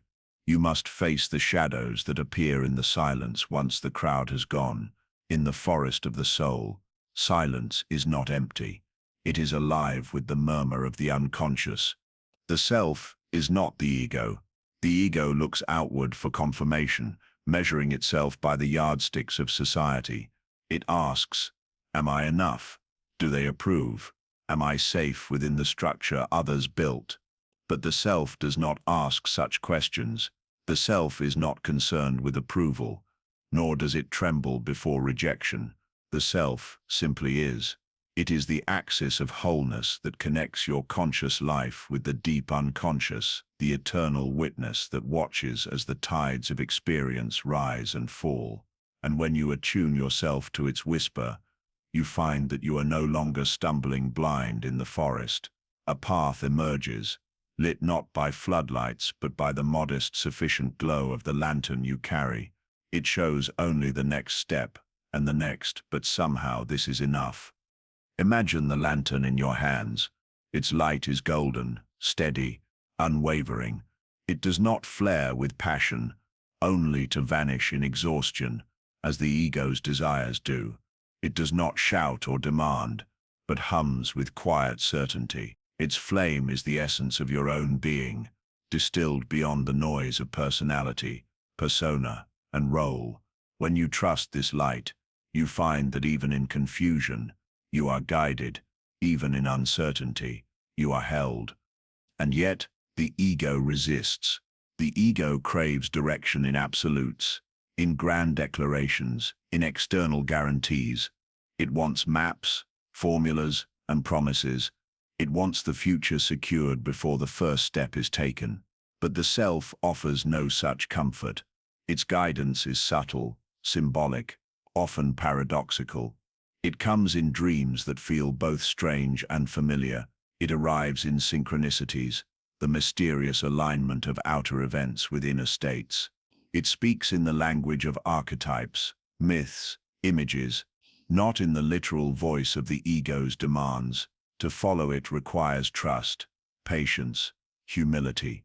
To follow it means accepting that the path is revealed, one step at a time. This is why the hermit walks alone, not because he despises humanity, but because the voice of the self cannot be heard in the mob's roar. In solitude, in the quiet descent inward, you discover that your inner lantern is enough. You discover that the wisdom you sought in every corner of the world was waiting for you within, veiled by your own noise. As you walk deeper into the forest, you notice how your fears begin to rise. Shapes flicker at the edge of vision, shadows stretching long across the trees. Doubt gnaws at you. What if the light is a delusion? What if you are walking in circles? What if you are abandoned, lost forever in this inner wilderness? These doubts are natural. They are the echoes of an ego, terrified of surrendering its control. The ego survives by clinging to what is known, by insisting on certainties. But the self requires faith. It requires a willingness to walk without guarantees, trusting that the inner flame is real, even when the forest deepens into night. In myth, the hero always faces this threshold, the moment when external help disappears, when no ally, no teacher, no tool remains, and the only guidance must come from within. This is the symbolic death of dependence, the crucifixion of reliance upon others. And in that darkness, when all else has been stripped away, the lantern glows brighter, for the self was never absent. It simply waits until the ego's noise is quiet enough to hear. Jung spoke of individuation as the process of becoming whole, of reconciling the opposites within, of allowing the self to guide the fragments of personality toward integration. To individuate is to walk with the lantern, step by step, even when the world outside calls you mad for trusting an inner flame. To individuate is to accept solitude as initiation, silence as teacher, inner guidance as authority. It is the path of the hermit, yes, but also the path of sovereignty, for the one who carries their own light is no longer enslaved by the shadows cast by others. The lantern illuminates not only the path ahead, but also the shadows within. To walk with it means to confront the dark places in yourself, the unacknowledged griefs, the rejected selves, the hidden impulses. The self does not lead you around these shadows. It leads you into them because integration demands it. The light is not meant to banish the darkness, but to reveal its contours, to show that even the feared places of the psyche are part of the whole. With each shadow you face, the lantern grows stronger. With each integration, the flame steadies, the light expands. The hermit knows this guidance does not come from avoiding darkness, but from carrying the lantern into it. In the depths of solitude, you learn that the self is not fragile, not fleeting. It is the eternal root beneath your temporary forms. When you listen, you begin to sense its direction in subtle nudges, in dreams that stir your heart. In moments of uncanny coincidence, you realize that life itself conspires to guide you. When you align with your inner flame, the forest ceases to feel hostile. It becomes a living mirror, reflecting your state back to you. Each step forward is both external and internal, both in the woods and in your soul. The journey with the lantern is endless, because the self is infinite.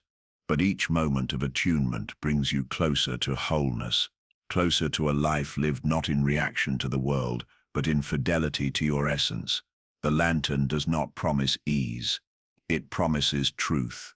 It does not offer comfort. It offers authenticity.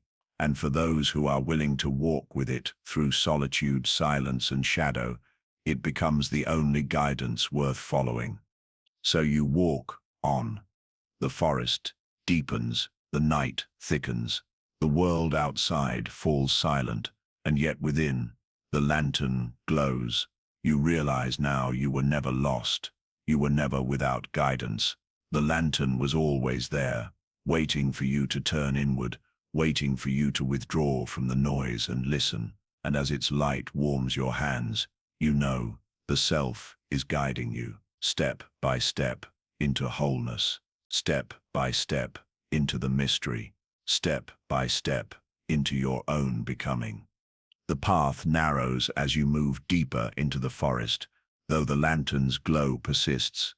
It casts a small circle of light upon the ground, revealing roots and stones, warning you of pitfalls just before you step. And yet, beyond its radius, the forest is pitch black. The ego protests at this limitation. It wants the whole journey illuminated, every obstacle foreseen, every danger mapped in advance. But the self gives no such luxury. The lantern was never meant to flood the world with clarity. Its purpose is humbler, wiser. It shows just enough. Enough for the next step. Enough for the courage to continue. This is how the soul teaches trust. To walk by the lantern is to learn surrender. Surrender not as defeat, but as the deep faith that one step at a time is sufficient. You cannot know the whole path, because the path is created as you walk it. Destiny is not a road pre-drawn on some celestial parchment. Destiny is a weaving between your steps and the living fabric of the universe, a tapestry emerging from the dialogue between your choices and the world's response. To demand certainty before you move is to deny the mystery. To move with the lantern is to enter into partnership with the unseen. The forest is filled with sounds, branches creaking, leaves rustling, distant calls of unseen creatures. At first you mistake these sounds for threats, as the ego always does. It interprets the unknown as danger, the unseen as menace. But gradually, you begin to notice a rhythm beneath the noise, a pattern to the forest's symphony. What once felt hostile begins to sound like a language. The forest is not against you. The forest is speaking to you, though not in the linear syntax of the rational mind. It speaks in symbols, in atmospheres, in synchronicities. This is the language of the self. Dreams are the lantern's secret flames. When you sleep, the forest speaks more boldly, painting your inner sky with images and narratives drawn from the unconscious. These dreams may bewilder the ego, but to the deeper self they are revelations, messages coded in metaphor. One dream may show you drowning in water, another climbing a mountain, another holding a child. Each is a fragment of your own psyche made visible, a whisper from the self clothed in imagery. To honor your dreams is to clean the glass of the lantern, allowing its light to shine brighter. The more you attend, the more the self communicates, weaving guidance into the very fabric of your nights. But the hermit knows the dream is not enough. The waking world, too, becomes a mirror of the self, synchronicity. The uncanny alignment of inner state and outer event is one of its most mysterious teachings. A chance encounter, a word overheard at the exact needed moment, a symbol repeating until it cannot be ignored. All of these are the forest speaking, the self illuminating the path through subtle correspondences. To dismiss synchronicity as coincidence is to blind yourself to the lantern's extended glow. To see it as communication is to realize that life itself is conspiratorial, guiding you through patterns too precise to be random. The ego craves to be told what to do. It longs for commandments, for external authorities who can relieve it of responsibility. And so the world is filled with teachers who proclaim themselves guides, who offer formulas for enlightenment, prescriptions for success, systems of guaranteed salvation. Some of these teachings hold fragments of truth, but none can replace the lantern of the self, for even the wisest teacher cannot know the exact step your soul must take. Their maps can inspire, but they cannot direct your feet. The hermit withdraws not out of arrogance, but out of devotion to the truth that the final guidance must come from within. There is a paradox here. The self does not reject outer wisdom, but it filters it. When you are aligned with the lantern, you can hear the words of others and discern what resonates and what does not. You no longer swallow teachings whole, but taste them, digest what nourishes, discard what poisons. The lantern becomes a compass of discernment, ensuring that no voice drowns out your own. This is the freedom of inner authority, to listen without enslavement, to learn without surrendering sovereignty. And yet, this freedom is costly. Solitude is not always gentle. There are nights when the silence is so thick it feels like suffocation, when the lantern's glow seems dim, when the forest presses in with the weight of endless shadows. Doubt returns like a hungry wolf. Perhaps there is no path. Perhaps you are wandering aimlessly. Perhaps the lantern is only a trick of imagination. These are the trials of initiation. Every seeker of the self must endure the desert of unknowing, the valley of apparent abandonment. It is here that many turn back, running to the safety of the crowd, grasping for borrowed lights. But if you endure, if you remain with the silence long enough, something shifts. You begin to feel that you are not walking alone, not because another human has joined you, but because the self itself is companion. Its presence is subtle, but undeniable. A warmth that steadies your heart, a clarity that pierces your confusion, a sense that even in darkness there is meaning. Jung called the self the God within, not in a blasphemous sense, but in recognition that it is the inner spark of totality, the imago Dei, the seed of the divine in human form. To follow the lantern is to commune with this inner divinity, to realize that guidance was never external, but a dialogue between your limited consciousness and the infinite ground of being from which you arise. The hermit archetype carries a lantern not only for himself but as a symbol for others. His task is not to light their path, but to remind them that they too carry an inner flame.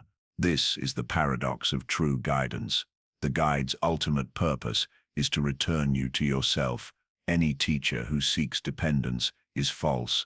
The true teacher withdraws, points inward, leaves you with your own lantern. And so even as you walk deeper into solitude, you realize you are part of a lineage of souls who have carried their inner flame through the darkness. Prophets, mystics, poets, wanderers, each alone, yet united in their fidelity to the inner light. The forest becomes less frightening. You begin to see the beauty in its shadows, the majesty in its silence. The path is still narrow, still uncertain, but you trust it. The lantern has proven itself. Each time you feared you were lost, it revealed the next step. Each time you doubted, it burned steady. Slowly, you learn to silence the ego's panic. Slowly, you become intimate with the self's quiet voice. You realize that the guidance you sought in the world's clamor was always within reach, hidden in your depths, awaiting your willingness to listen. And as the lantern shines, it reveals not only the way forward but the truth of who you are. You see how much of your life was shaped by external noise, how many choices made to please others, how many paths walked out of fear, how many identities worn to secure belonging. You see the masks of persona, the false selves created to win approval, and you see them for what they are, costumes, not essence. The lantern burns them away. In its light you glimpse the self, not as an idea but as presence, whole, timeless, unbroken. You are not merely the roles you play, not merely the ego's fragile construction. You are the flame itself, ancient and eternal. The forest opens. You find yourself at a clearing where the stars burn brilliantly overhead. For the first time in the journey, you lift the lantern and realize its flame is not separate from the starlight above. The same light that burns in the cosmos burns within you. The self is not only your wholeness, it is your connection to the greater wholeness of existence. The lantern and the stars are reflections of each other. infinite and intimate. And in this recognition, solitude is no longer loneliness. It is communion. You are one with the vastness, and yet utterly yourself. This is the gift of the hermit's lantern, to carry within you a light that never fails, to walk with trust through uncertainty, to find in solitude not emptiness but guidance, not abandonment but presence. You understand now that true guidance does not come from outside authorities, nor from the clamoring crowd. It comes from the self, the archetype of wholeness that transcends the ego, that unites conscious and unconscious, that whispers in symbols and shines in silence. To follow it is to live authentically, to walk your unique path, to embody the wholeness you were always meant to be. So you step forward once more, the lantern in hand. The forest may thicken again, the night may return, but you are no longer afraid, for you know the flame will endure. You know the self is guiding you, and though the journey is endless, though the path is never fully seen, you are at peace. The hermit's lantern is yours. The light has always been within. You come to a threshold where the air itself changes. It thickens, heavy as lead, pressing on your chest until each breath feels like labor. You recognize this atmosphere, though you may not have named it before. It is the atmosphere of victimhood, the place where you have long dwelt, sometimes knowingly, more often unconsciously. Here, every step is chained by the weight of injustice remembered, betrayals nursed, losses replayed. Here the soul becomes a courtroom, endlessly revisiting trials, endlessly rehearsing grievances. Victimhood is a cloak woven from many threads, the wounds inflicted by others, the cruelties of circumstance, the betrayals that broke your trust. Each thread is real, each wound undeniable. Yet when they are woven together and worn too long, the cloak ceases to protect and begins to suffocate. You feel its heaviness on your shoulders, the way it drags your posture downward, bending you into a shape that no longer reflects your wholeness. To live as a victim is to inhabit a narrative in which the world holds the power and you do not. It is to wake each day with the quiet belief that life happens to you, not through you, not with you. It is to view yourself as a pawn moved by forces beyond your control, a candle forever at the mercy of the wind. And though this narrative seems humble, even pitiable, it carries a hidden intoxication, the intoxication of absolution. For if you are a victim, you are innocent. Responsibility dissolves, and the heavy labor of transformation is deferred. The world is guilty. You are not. And so, even in pain, victimhood offers a dark security. But there comes a time when the soul refuses to wear the cloak any longer. The fabric grows too coarse, the weight too unbearable. Something within you whispers, enough, enough rehearsing the same grievances, enough circling the same cage, enough surrendering your sovereignty to wounds long past. The cloak must be burned. The victim self must die. This death is no small thing. It is not a surface adjustment, not a casual shift of mindset. It is an initiation, a descent into the underworld of the psyche. Jung knew this descent well. He called it the nigredo, the blackening, the stage in alchemical transformation, where the old self is dissolved, reduced to ash, so that something new may emerge. Nigredo is terrifying because it feels like annihilation. Everything familiar begins to disintegrate. Certainties collapse. Identities dissolve. To let the victim die is to allow this blackening, to enter the crucible of loss without knowing what will be reborn. Imagine yourself descending into this underworld. The air grows colder. The light dims until even the lantern from before struggles to hold back the darkness. Around you, shadows flicker, faces from your past, moments of hurt replayed, accusations shouted by ghosts long gone. You hear the voices of those who wronged you, their echoes still sharp, their power still stinging. You hear the voice of the child you once were, crying out at injustices never healed. You see the betrayals that twisted your trust, the abandonments that left you hollow, all of them circle you, clamoring, demanding recognition. It is tempting here to turn back, to retreat into the old cloak, to say, yes, I am the victim, the wounded one, the wronged, for the cloak offers familiarity, even if it binds, but something stronger calls you forward. A recognition dawns. If you remain a victim, you remain powerless. If you remain a victim, your story will never be your own.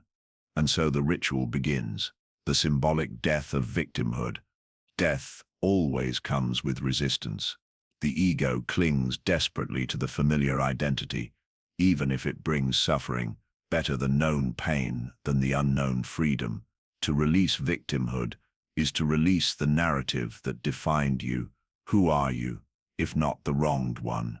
Who are you, if not the betrayed, the wounded, the abandoned? For so long, your very sense of self has been entwined with grievance, your identity shaped around the scar.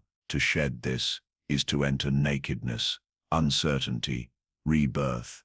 The chrysalis holds this paradox well.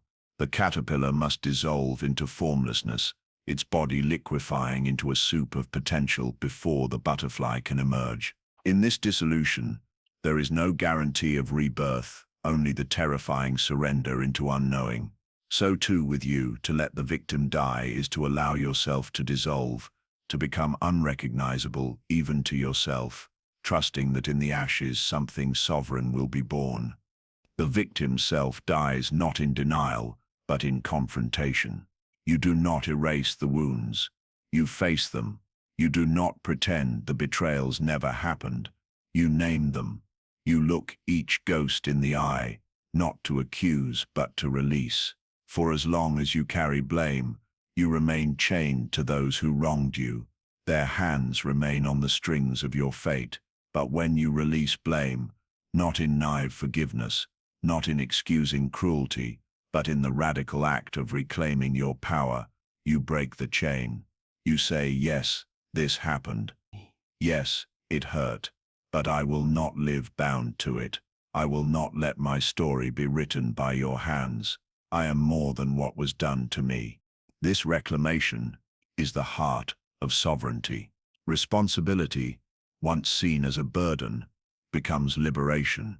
For to accept that you have unconsciously participated in shaping your life is to accept that you can now consciously shape it anew, to realize that your choices, beliefs, and unconscious patterns have drawn circumstances to you is not to blame yourself, it is to empower yourself.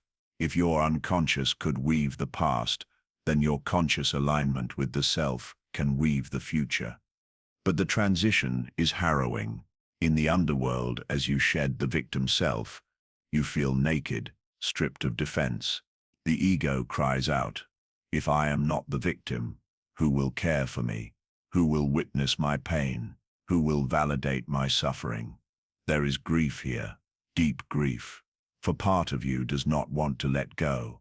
Part of you clings to the identity of the wounded. This grief must be honored. To shed victimhood is to mourn the version of you that survived through grievance. It kept you alive. It gave you a story when you had none. To let it die is to thank it, to bow before it, and then to release it into the flames. You place the cloak upon the pyre. You light it with the lantern of the self. The flames rise, crackling, devouring the fabric, devouring the threads of blame and grievance, devouring the identity of victimhood itself.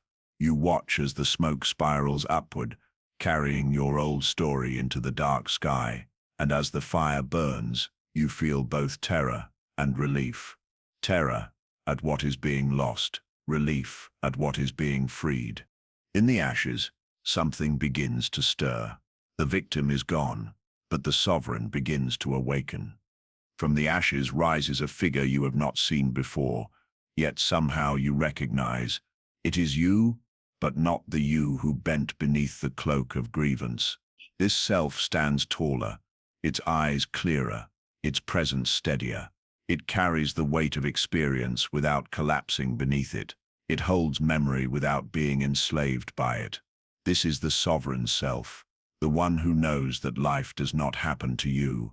It happens through you, with you as you. To live as sovereign is not to deny pain. Pain still comes. Betrayals still happen. Losses still cut deep. But sovereignty transforms the meaning of pain. No longer is it evidence of the world's cruelty and your helplessness. It becomes initiation. Teacher, catalyst, the sovereign asks, what is this pain showing me? What power is it summoning forth from within me? What lesson is hidden in its depths? Pain does not shrink the sovereign. It sharpens them. The victim self saw life as conspiracy against it. The sovereign self sees life as mirror, as ally, as furnace in which character is forged. This shift does not erase injustice, but it refuses to let injustice dictate identity. You are no longer the one to whom things happen. You are the one who shapes meaning from what occurs. This is the alchemy of sovereignty, to transmute circumstance into wisdom, wound into strength, betrayal into clarity. But the path of sovereignty is not easy. It demands vigilance, for the victim self, though burned, leaves behind ashes that still whisper. When disappointment comes, you may feel the old reflex to point outward, to blame, to sink back into grievance. The cloak calls from the shadows. Wear me again, it says. Was it not easier to be the wronged one? Was it not simpler to accuse rather than create? And in moments of weakness, you may feel the temptation to return. This is the ongoing initiation to refuse the cloak each time it beckons, to choose sovereignty again and again, until it becomes your second nature. Each time you accept responsibility for your inner state, you strengthen the sovereign self. Each time you resist the lure of blame, you affirm your power. And with each refusal, the cloak loses more of its hold, disintegrating into dust. The archetypes of myth reveal this pattern. Christ's crucifixion, Osiris's dismemberment, Inanna's descent, Persephone's abduction, all point to the same truth. The self must die before the self can reign. The victim must be crucified, so the sovereign may rise. The underworld must be entered, its shadows faced, before the throne of wholeness can be claimed. This is why Jung saw individuation as a process of death and rebirth. The small self dies, the greater self is born, and sovereignty, once claimed, radiates outward. No longer do you seek validation in the eyes of others. Your worth is intrinsic. No longer do you beg the world for fairness. You create meaning regardless of its fairness. No longer do you live in reaction. You live in creation. The sovereign self is not invulnerable, but it is unshakable. Even when life wounds it, it does not collapse into helplessness. It knows, I am not defined by what was done to me. I am defined by how I meet it. To stand as sovereign is to hold radical responsibility for your life. Not responsibility as guilt, but responsibility as power. The word itself reveals its meaning. Responsibility, the ability to respond. The victim believes it has no response, no power. The sovereign knows it always has choice, even in the smallest of ways. Even when shackled by circumstance, the sovereign chooses the inner stance, the meaning, the direction of its spirit. This is what Viktor Frankl discovered in the camps of horror, that between stimulus and response lies the freedom of the human soul.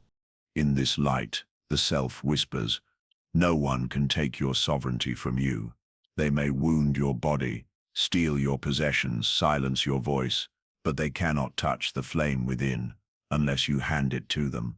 Victimhood is the surrender of that flame. Sovereignty is the reclamation of it. Picture yourself now without the cloak. The air feels lighter around your shoulders. Your posture lifts. You look around and see the world, not as an oppressor, but as a vast field of potential. You sense that life is not against you. It is with you, waiting for your participation, your choice, your courage. Even the hardships become part of the dance, shaping your strength, honing your vision. The sovereign self does not wallow in grievance. but neither does it deny suffering. It feels fully, grieves deeply, but it does not collapse. It integrates. It honors the wound as part of the story, without letting the story end at the wound. It insists that the wound be written into a greater narrative, one in which the self emerges whole. And slowly you realize, victimhood was never truly about others. It was a posture of your own soul, a contract you unknowingly signed, a story you rehearsed until it became identity. And because it was chosen, it can be unchosen. This is the secret terror and secret liberation. You always had the power to step out of it. What kept you bound was not the wound itself, but the story you wrapped around it. The victim's story says, "I was wronged, therefore I am powerless." The sovereign story says, "I was wronged, therefore I discovered my power." This shift changes everything. Now the underworld begins to lighten. The ashes cool. The figure of the sovereign self grows clearer, more radiant. It carries not the lantern of another, but a flame of its own. And you understand that this initiation has transformed you. You are no longer the one who waits for rescue. You are no longer the one who blames the gods, fate, or others. You are the one who writes the meaning, the one who chooses the response, the one who rises from the ashes with authority over your own soul. The death of victimhood is not the end. It is the beginning. It is the true birth of freedom. For only when you stop waiting for the world to change, do you realize your power to change yourself. Only when you stop rehearsing grievance, do you find energy to create anew. Only when you stop clutching the cloak of the past do your hands become free to build the future. And so, you stand, sovereign, not untouched by pain, but untouched by despair, not exempt from suffering, but exempt from enslavement. You carry your wounds as emblems, not as shackles. You walk forward with the knowledge that you are the author of your meaning, the shaper of your life. The victim is dead, the sovereign lives. And as you leave the underworld, as you step once more into the forest of becoming, you know this truth. Sovereignty is not given. It is claimed. It is claimed. Each day, each choice, each breath, and you have claimed it. The flame of the sovereign burns now within you, and it will never be extinguished. You stand now before the hall of mirrors, not the playful mirrors of carnival trickery, but the deeper, more merciless kind, those woven from the fibers of the psyche itself. Here, every reflection is a riddle, every face a cipher, and though you may believe you are looking outward, at strangers, lovers, enemies, authorities, what you truly see are fragments of yourself, cast upon the world like shadows at dawn. Carl Jung once whispered that what we deny in ourselves we encounter as fate, and so it is with projection, the great magician of the unconscious who takes the hidden and paints it upon the faces of others. What you reject in your own depths, you will accuse others of embodying. What you secretly admire, yet cannot claim, you will worship in someone else. The world becomes your own unfinished story, mirrored back to you through the eyes of those you meet. This is no small revelation.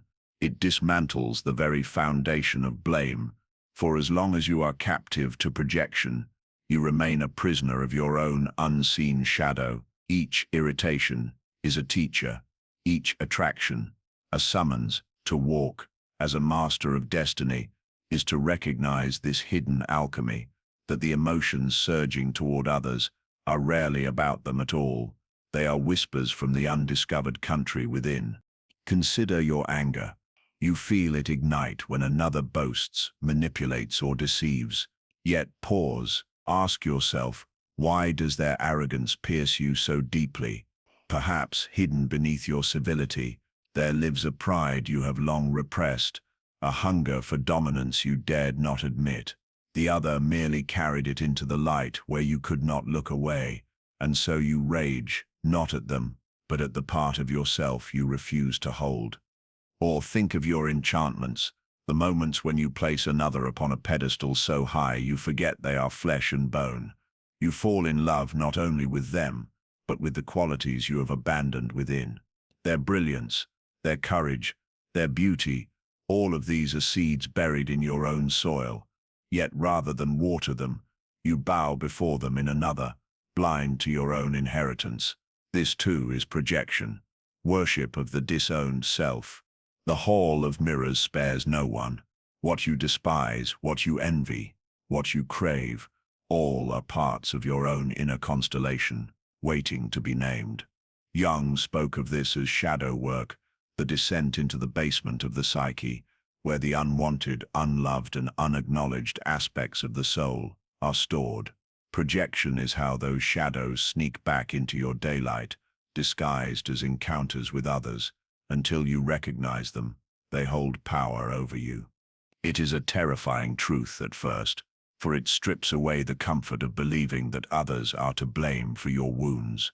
No longer can you say, "They humiliated me, they betrayed me, they made me feel worthless." Instead, you begin to see that humiliation exposes your fragile pride, that betrayal touches the place where you gave away your trust too cheaply.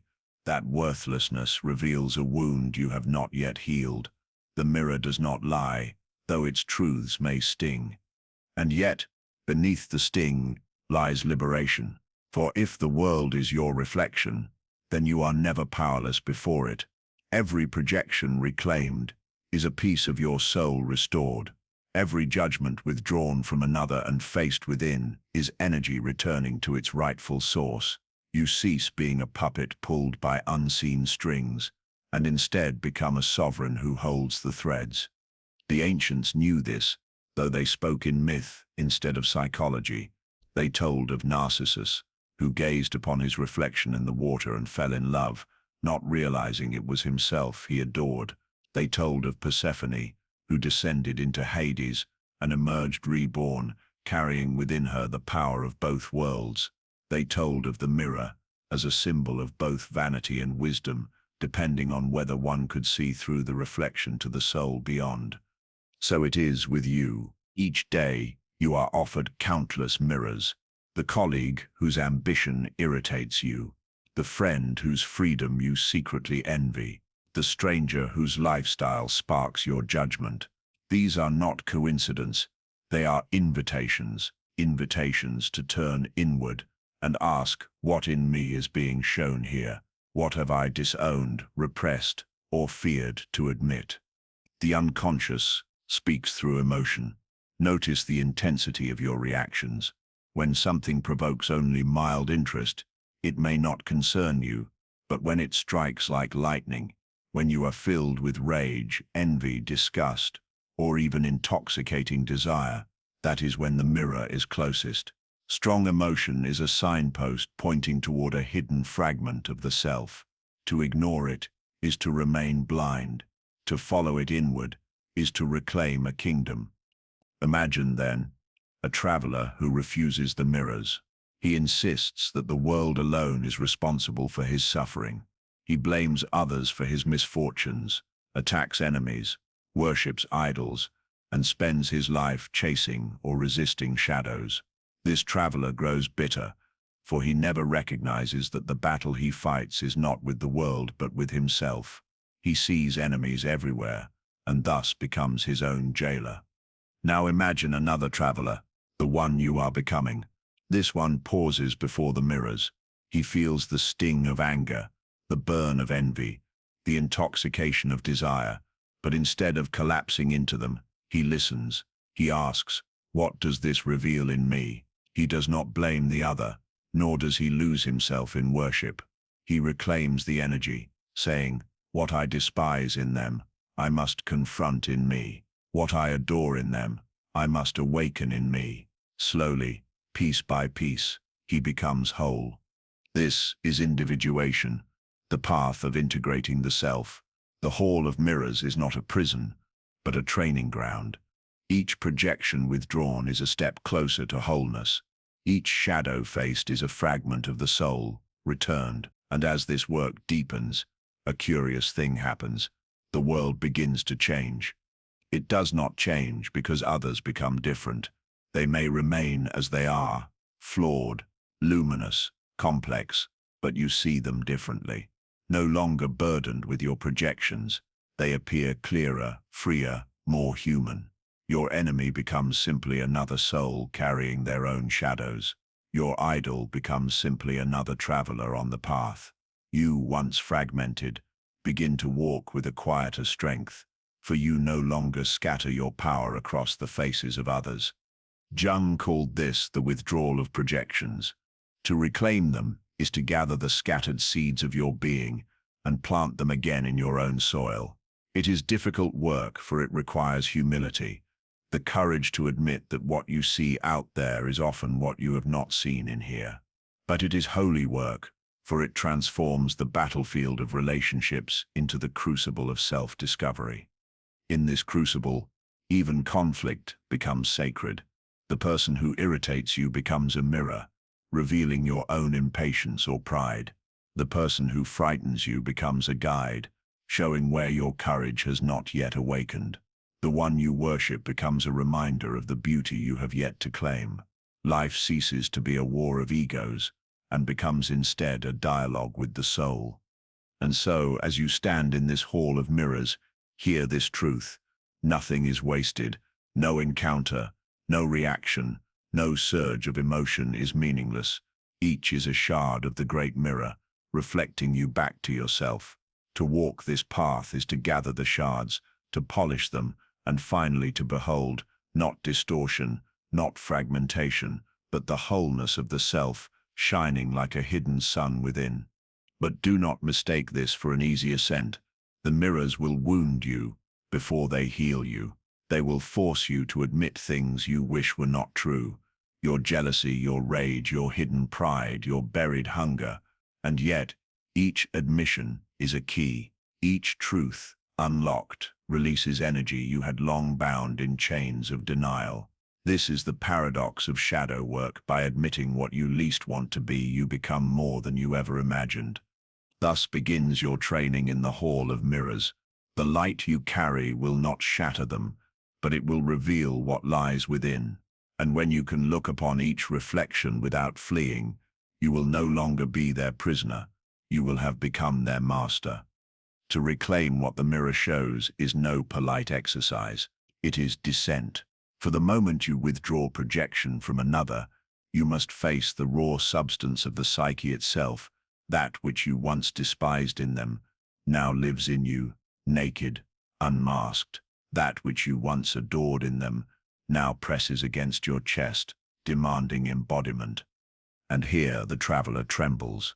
For to reclaim your shadows is to encounter the dragon in the depths. Projection was always safer: to rage at others instead of owning your anger, to worship others instead of admitting your hunger for greatness, to pity others instead of facing your own despair. But projection is also paralysis. You hand away your fire, and you are left cold. So Jung spoke of the shadow, not evil in itself, but the unlived life, the denied self. Within it are instincts, desires, strengths, and even beauties that the ego could not accept. Some shadows are dark, rage, envy, lust, greed. Others are golden, courage, brilliance, creativity, love. Both kinds, when rejected, become distorted and projected outward. Both must be reclaimed if you are to walk whole. Imagine you despise arrogance. Each time you meet it, it ignites fury in you. Yet arrogance, when purified, is not corruption, it is confidence. Behind the mirror of arrogance lies the part of you that longs to stand tall, to declare itself without apology. You reject arrogance in others because you fear it in yourself. Reclaim it, and you transform rage into sovereignty. Or imagine you worship another's beauty. You fall at their feet, convinced they are a being of rare light, unlike you. But what you project is your own unlived radiance, the beauty you dare not own, the grace you bury under shame. To withdraw this projection is to awaken your own star and no longer kneel before another's. Every projection hides a seed. Some seeds are black with poison, some glow with fire, but all are yours to plant. To project them outward is to scatter your seeds on barren soil, To reclaim them is to sow them in the rich earth of your soul, and in time, these seeds grow into power, wisdom, and selfhood. In ancient myth, the gods wore masks, Dionysus with his ecstatic frenzy, Athena with her calm wisdom, Ares with his blood-red fury. Mortals, when they forgot themselves, projected these gods upon the world. The battlefield was Ares, the harvest was Demeter, the storm was Zeus. In truth, these were forces within the human soul, projected onto the heavens. So too do you wear masks, unseen even to yourself. The mask of humility that hides your pride, the mask of reason that cloaks your fear, the mask of goodness that veils your darker appetites. When others trigger you, it is often because they tear at your mask. You see in them what your mask denies, and you recoil. But the mask is not the face. To live behind masks is to live half dead, chained to roles that never belong to you. Projection keeps the mask intact.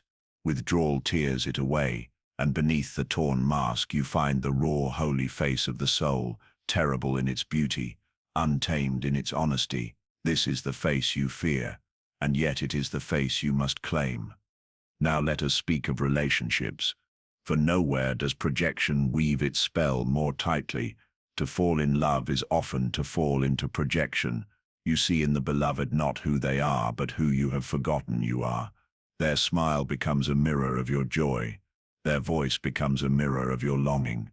You say, I cannot live without them, because you cannot yet live without the parts of your soul you buried in them. This is why love intoxicates. You are not only meeting another, you are meeting yourself in disguise, and when the disguise fades, when the beloved shows their flaws, their ordinariness, you feel betrayed, abandoned. In truth, it is not they who betrayed you, but projection itself, for you mistook the mirror for the reality, the reflection for the soul. The same is true of enemies. The rival you despise is often the carrier of your disowned qualities. The tyrant you hate awakens your fear of power within yourself. The manipulator you condemn may reflect your own hidden cunning, which you have not yet disciplined. If you destroy them without learning the lesson, you remain enslaved.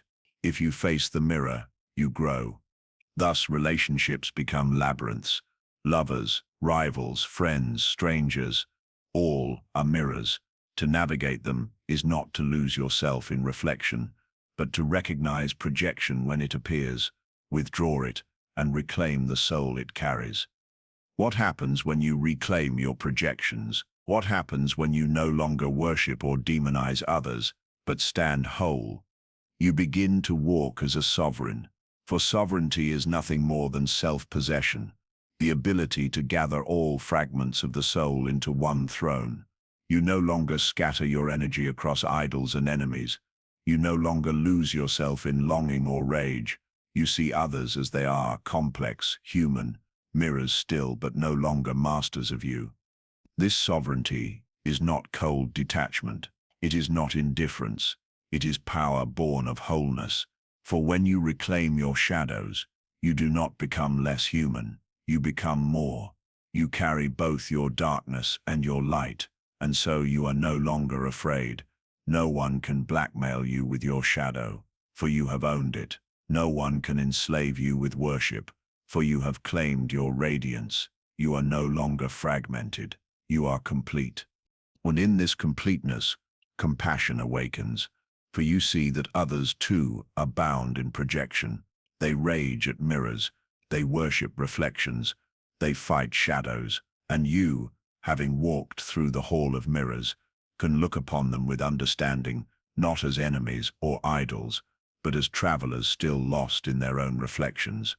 There is, however, one mirror that remains, the last and most dangerous, the mirror of the self.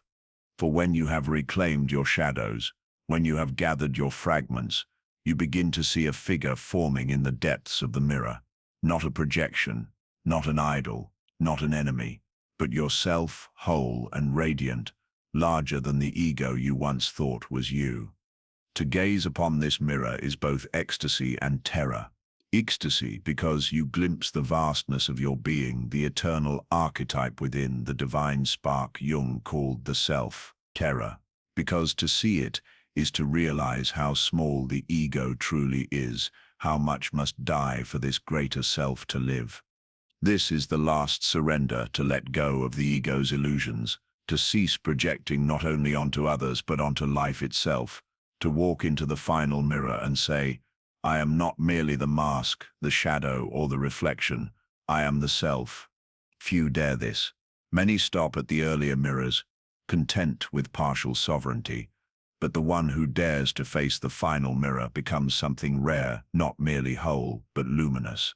For the self, once glimpsed, shines through the human form like fire through glass. And so you step out of the hall of mirrors. You do not shatter them. They remain, for life will always reflect. But you carry a new sight, where others rage. You inquire, where others worship. You integrate, where others flee. You descend. Every encounter remains a mirror, but you no longer lose yourself in the reflection. You use it as a compass, a teacher, a guide. Projection becomes a tool, not a prison. And slowly, steadily, you walk not as one fragmented, but as one gathered, your soul a kingdom no longer divided. This is the mirror's gift. This is the path of individuation, to know that every judgment, every desire, every hatred, and every adoration is not an accident, but a message, and to use these messages to reclaim yourself, piece by piece, until nothing is left outside. Then the mirrors fall silent, and in their silence, you hear at last the voice of the self, calm, fierce, eternal. In the sanctum of consciousness, where thought meets form, where the invisible becomes visible through the alchemy of intention, there exists a sacred workshop that most never discover. It is here, in this liminal space between dream and waking, between potential and manifestation, that the true architects of reality learn to work with the malleable substance of existence itself. You have traveled far to reach this threshold, dear seeker, through the valleys of your own shadow, across the landscapes of dissolution and rebirth. You have arrived at perhaps the most profound recognition of the human journey, that reality, far from being the fixed and immutable stage upon which you merely perform your life, is instead a fluid medium, responsive to the deepest currents of your being, shaped by forces both conscious and unconscious in ways that mock the poverty of materialist thinking. Jung understood what the ancients knew, what every mystic and sage has whispered through the corridors of time, that consciousness is not a passive mirror reflecting an objective world, but an active participant in the very creation of reality. The psyche does not simply observe the world, it participates in bringing that world into being through the mysterious interplay of archetypal forces, symbolic thinking, and the creative power that dwells in the depths of the unconscious mind. But this is not the shallow magic of wishful thinking, nor the naive belief that positive thoughts alone can reshape the stubborn clay of circumstance. This is something far more profound and demanding, the recognition that reality emerges from the marriage between conscious intention and unconscious wisdom, between the directed will of the ego and the creative power of the self that transcends all personal limitations. Consider the nature of dreams, those nightly journeys into the workshop of the psyche, where impossible architectures rise and fall, where time bends like heated metal, where the logic of the heart supersedes the logic of the mind. In dreams, you witness the raw creative power of the unconscious, its ability to construct entire worlds, populate them with meaningful characters, and weave narratives that carry the deepest truths of your existence. The same force that creates your dreams, Jung recognized, can be enlisted in the waking world through what he called active imagination. Active imagination is not mere fantasy, not the idle wandering of a mind seeking escape from reality. It is a disciplined practice, a conscious collaboration with the creative forces of the psyche, a way of engaging with the archetypal realm that lies beneath the surface of ordinary consciousness.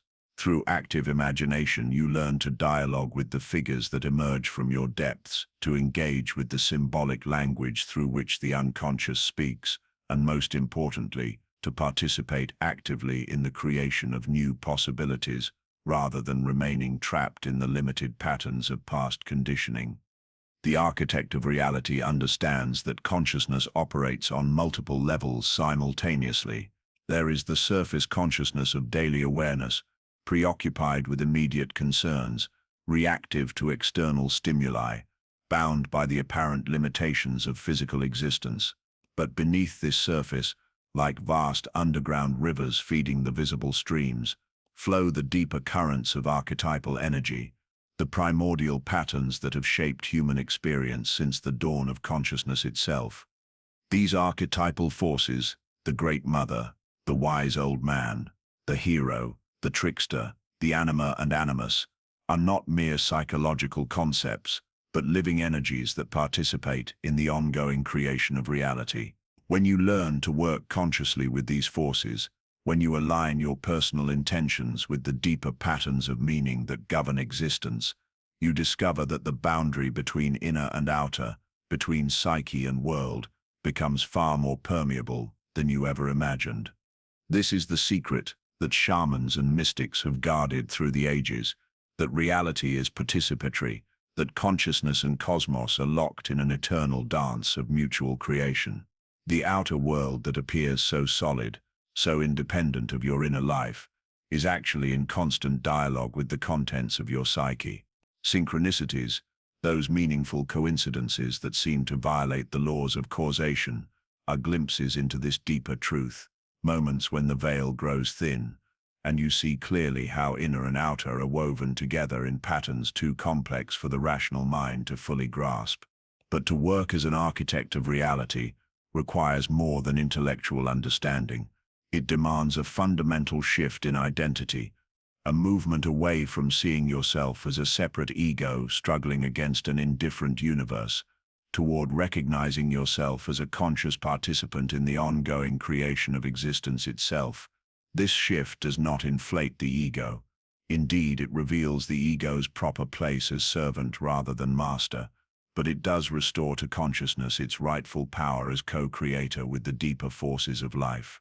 The first tool of the conscious architect is attention itself. Where attention goes, energy flows, and where energy flows consistently, form eventually follows. But this is not the scattered, reactive attention that characterizes most human consciousness, pulled here and there by every stimulus, every worry, every desire that arises. This is focused, disciplined attention, trained through practice to remain steady, even in the midst of life's constant flux. Such attention requires what Jung called the transcendent function, the capacity to hold opposites in conscious tension without collapsing into either extreme. The architect of reality must learn to hold simultaneously the vision of what is possible and acceptance of what is present, the drive toward manifestation, and the patience that allows natural timing to unfold, the power of will and the wisdom of surrender.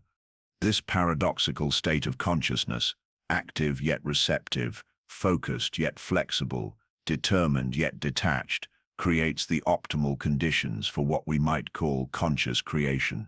It is in this state that you become most available to the deeper intelligence that seeks to work through you, most capable of recognizing and responding to the subtle signals that guide the manifestation process. The unconscious speaks primarily in the language of symbols, and learning to work with this symbolic language is essential for anyone who would architect reality consciously. A symbol is never merely a representation of something else. It is a living container of meaning, a bridge between different levels of reality, a focal point where spiritual energy can condense into manifest form. When you work with symbols, whether through visualization, ritual, artistic creation, or any other form of active imagination, you are working directly with the same creative force that shapes dreams, that produces synchronicities, that orchestrates the seemingly miraculous transformations we witness in nature. You are aligning your conscious will with patterns of meaning that transcend personal limitation and connect you with the vast reservoir of creative potential that lies dormant in the collective unconscious. The master architect learns to recognize which symbols carry genuine power and which are merely personal preferences or cultural conditioning. Genuine symbols emerge from the depths with their own inherent energy. They feel alive, mysterious, pregnant with possibility. They often appear initially in dreams, in moments of deep contemplation, or during times of crisis when the usual structures of consciousness are temporarily dissolved. These symbols become focal points for the manifestation process, vessels through which archetypal energy can pour into concrete form. But working with symbols requires patience, respect, and a kind of devotion.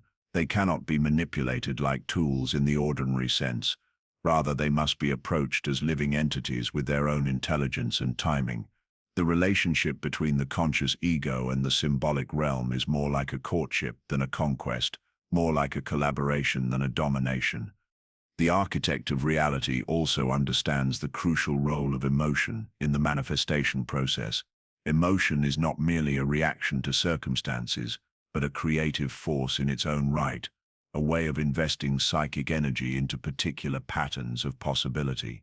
The emotions you feel most consistently, the emotional tone that characterizes your inner life, becomes a kind of magnetic field that attracts corresponding experiences from the infinite field of potential that surrounds you.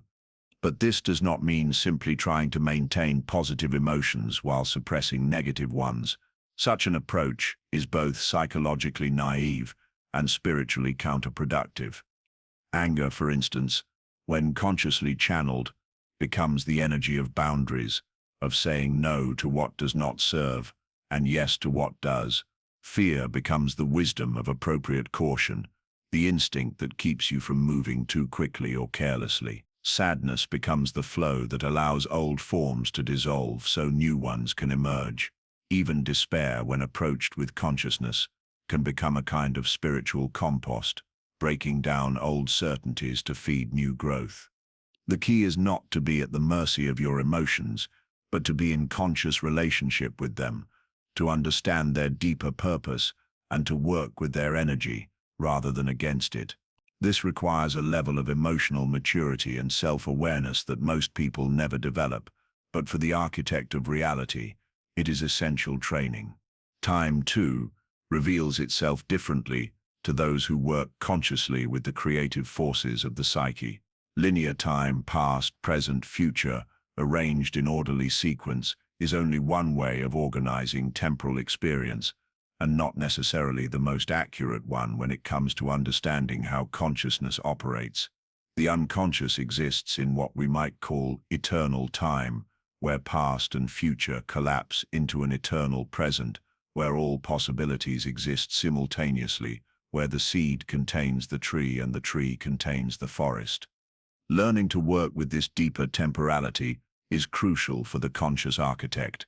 It means understanding that the seeds of future realities are being planted in every moment, that the quality of your present consciousness is literally creating your future experience. It means recognizing that healing can move backward through time, that insights gained today can somehow reach into the past to transform old wounds and traumas. It means seeing that the future is not fixed, but is constantly being created through the interplay of consciousness, choice, and circumstance. This understanding liberates you from the tyranny of linear thinking, from the belief that you are trapped by your history or limited by your current circumstances. If reality is truly participatory, if consciousness truly participates in its own creation, then every moment offers the possibility of fundamental transformation, of breaking free from old patterns and stepping into new possibilities. The architect of reality also learns to work with what Jung called the compensatory function of the unconscious. The unconscious, in its wisdom, naturally tends to balance whatever one-sidedness exists in conscious attitude. If you are too focused on material achievement, dreams of spiritual significance will arise. If you are too idealistic, earthy, practical images will emerge. If you are too serious, the trickster archetype will appear to bring levity and perspective. This compensatory principle can be consciously enlisted in the manifestation process by paying attention to what the unconscious is trying to balance or complete in your conscious attitude. You can work more skillfully with the creative forces that are already operating beneath the surface of awareness. You can ask yourself, what is my unconscious trying to tell me? This requires a kind of humility that the ego often resists, the admission that consciousness as we normally understand it is only a small part of the total psyche, and that the unconscious often has a broader and more accurate perspective on what is truly needed for growth and fulfillment. But for the architect of reality, this humility becomes a source of tremendous power, because it allows access to the creative intelligence that transcends personal limitation and connects you with the wisdom of life itself.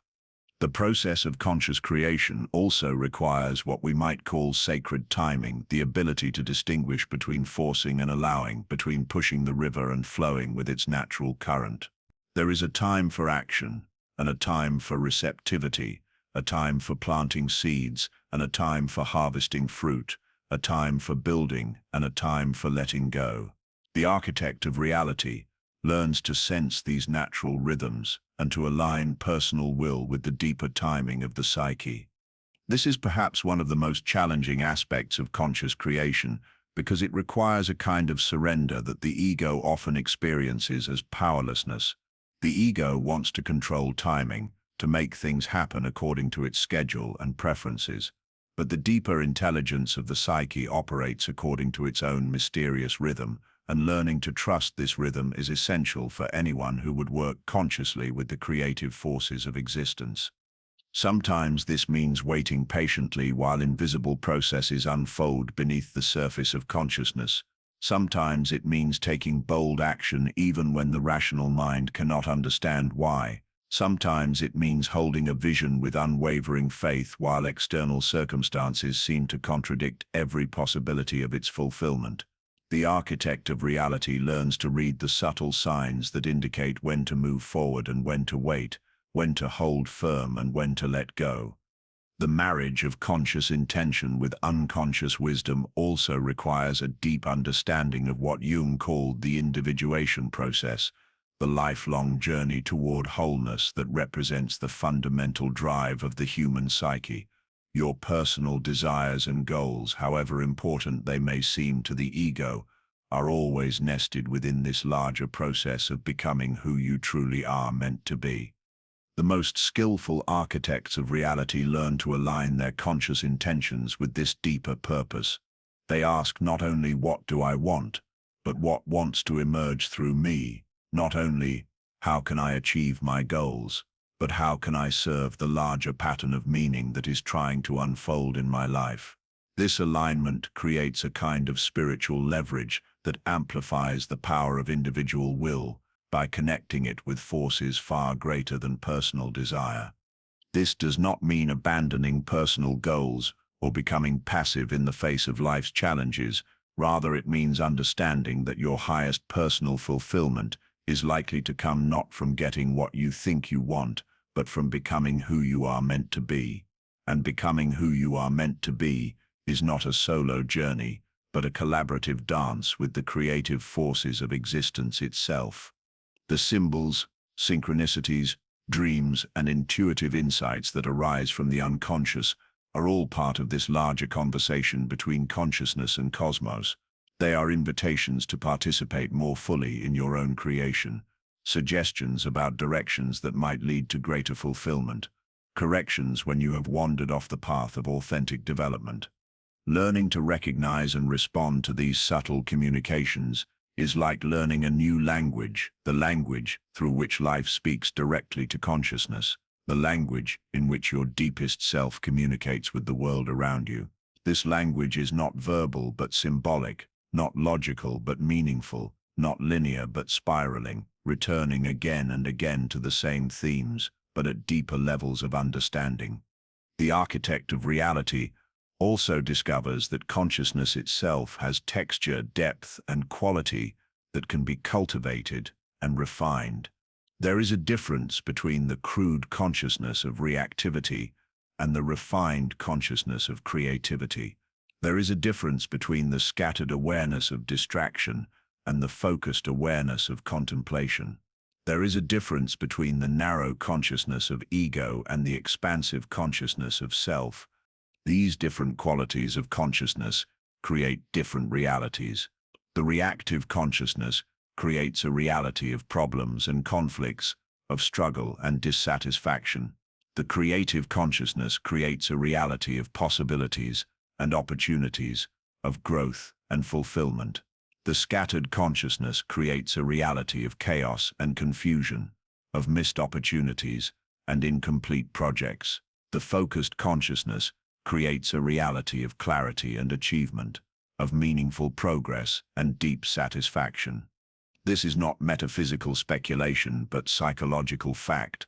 The quality of your consciousness literally determines the quality of your experience, and the quality of your consciousness can be cultivated, refined, and elevated through practice, through attention, through conscious relationship with the deeper dimensions of the psyche. The tools for this cultivation are both ancient and contemporary: meditation, contemplation, dream work, active imagination, artistic creation, ritual, ceremony, and any practice that deepens your relationship with the creative forces of the unconscious. But beyond any specific technique is the fundamental recognition that consciousness is not a fixed entity, but a dynamic, evolving creative process that you can participate in consciously. As you develop greater skill as an architect of reality, you begin to notice that the boundary between inner transformation and outer manifestation becomes increasingly permeable. Changes in consciousness precipitate changes in circumstance with an almost magical precision. Old problems resolve themselves without external intervention. New opportunities arise as if from nowhere. The right people appear at the right time with the right information or resources.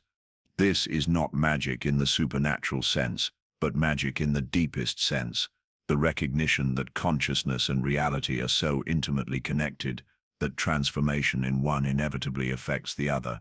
Jung called this principle synchronicity, but it might better be understood as the natural state of existence when consciousness aligns with its own creative power. The architect of reality learns to work with synchronicity not as an occasional miracle, but as a regular feature of conscious living, by paying attention to meaningful coincidences, by following the subtle threads of connection that link inner and outer experience, by trusting the intelligence that orchestrates these mysterious correspondences. You discover that reality is far more responsive to consciousness than conventional thinking allows. But perhaps most importantly, the architect of reality discovers that the power to create is inseparable from the responsibility to create wisely. When you recognize that consciousness participates in the creation of reality, you can no longer remain unconscious about the quality of your thoughts, emotions, and intentions. Every moment becomes an opportunity either to contribute to the healing and evolution of the world, or to add to its suffering and confusion. This recognition transforms the practice of conscious creation from a means of personal aggrandizement into a form of sacred service.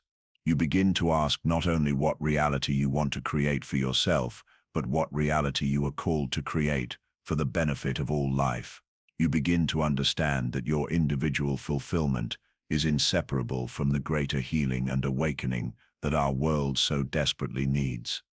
The architect's vision, in its fullest expression, is not merely personal but transpersonal, not merely individual but collective, not merely temporal but eternal. It is the vision of consciousness awakening to its own creative power and using that power in service of love, wisdom, and the evolutionary transformation of existence itself. This is the vision that calls to you now, dear seeker, as you stand at this threshold of recognition. You have the tools, you have the understanding, and most importantly, you have the creative power that has been waiting within you all along. The question that remains is not whether you can become an architect of reality, for that is your birthright as a conscious being, but what reality you will choose to create and how you will use this sacred power in service of the highest good you can imagine. The workshop of consciousness awaits your presence. The malleable substance of reality awaits your touch. The archetypal forces of creation await your conscious collaboration. Step forward into your power as architect and begin the sacred work of conscious creation that is both your deepest calling and your greatest gift to the world. In the inner citadel of the soul, where the eternal battle between impulse and intention rages, there stands a figure both fierce and gentle, both unyielding and compassionate. This is the inner warrior, not the crude aggressor who conquers through force, but the refined guardian who achieves mastery through understanding, who wields discipline, not as a weapon against the self, but as a tool for the liberation of the deepest potentials within. You have journeyed far to meet this warrior, dear seeker, through landscapes of dissolution and creation, through valleys where shadow met light.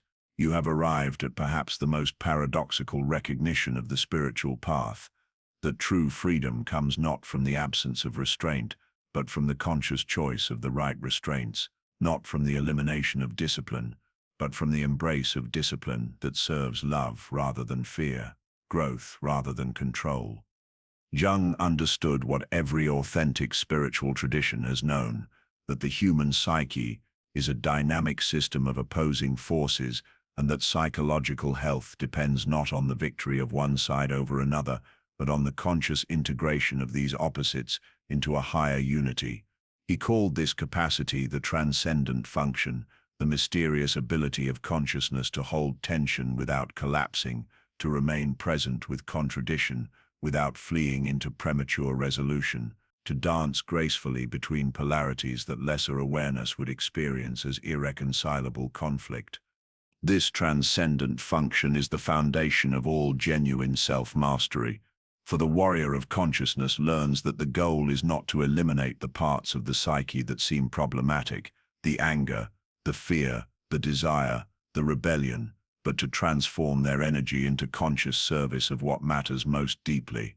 Every emotion becomes an ally when met with understanding. Every impulse becomes a teacher when approached with wisdom.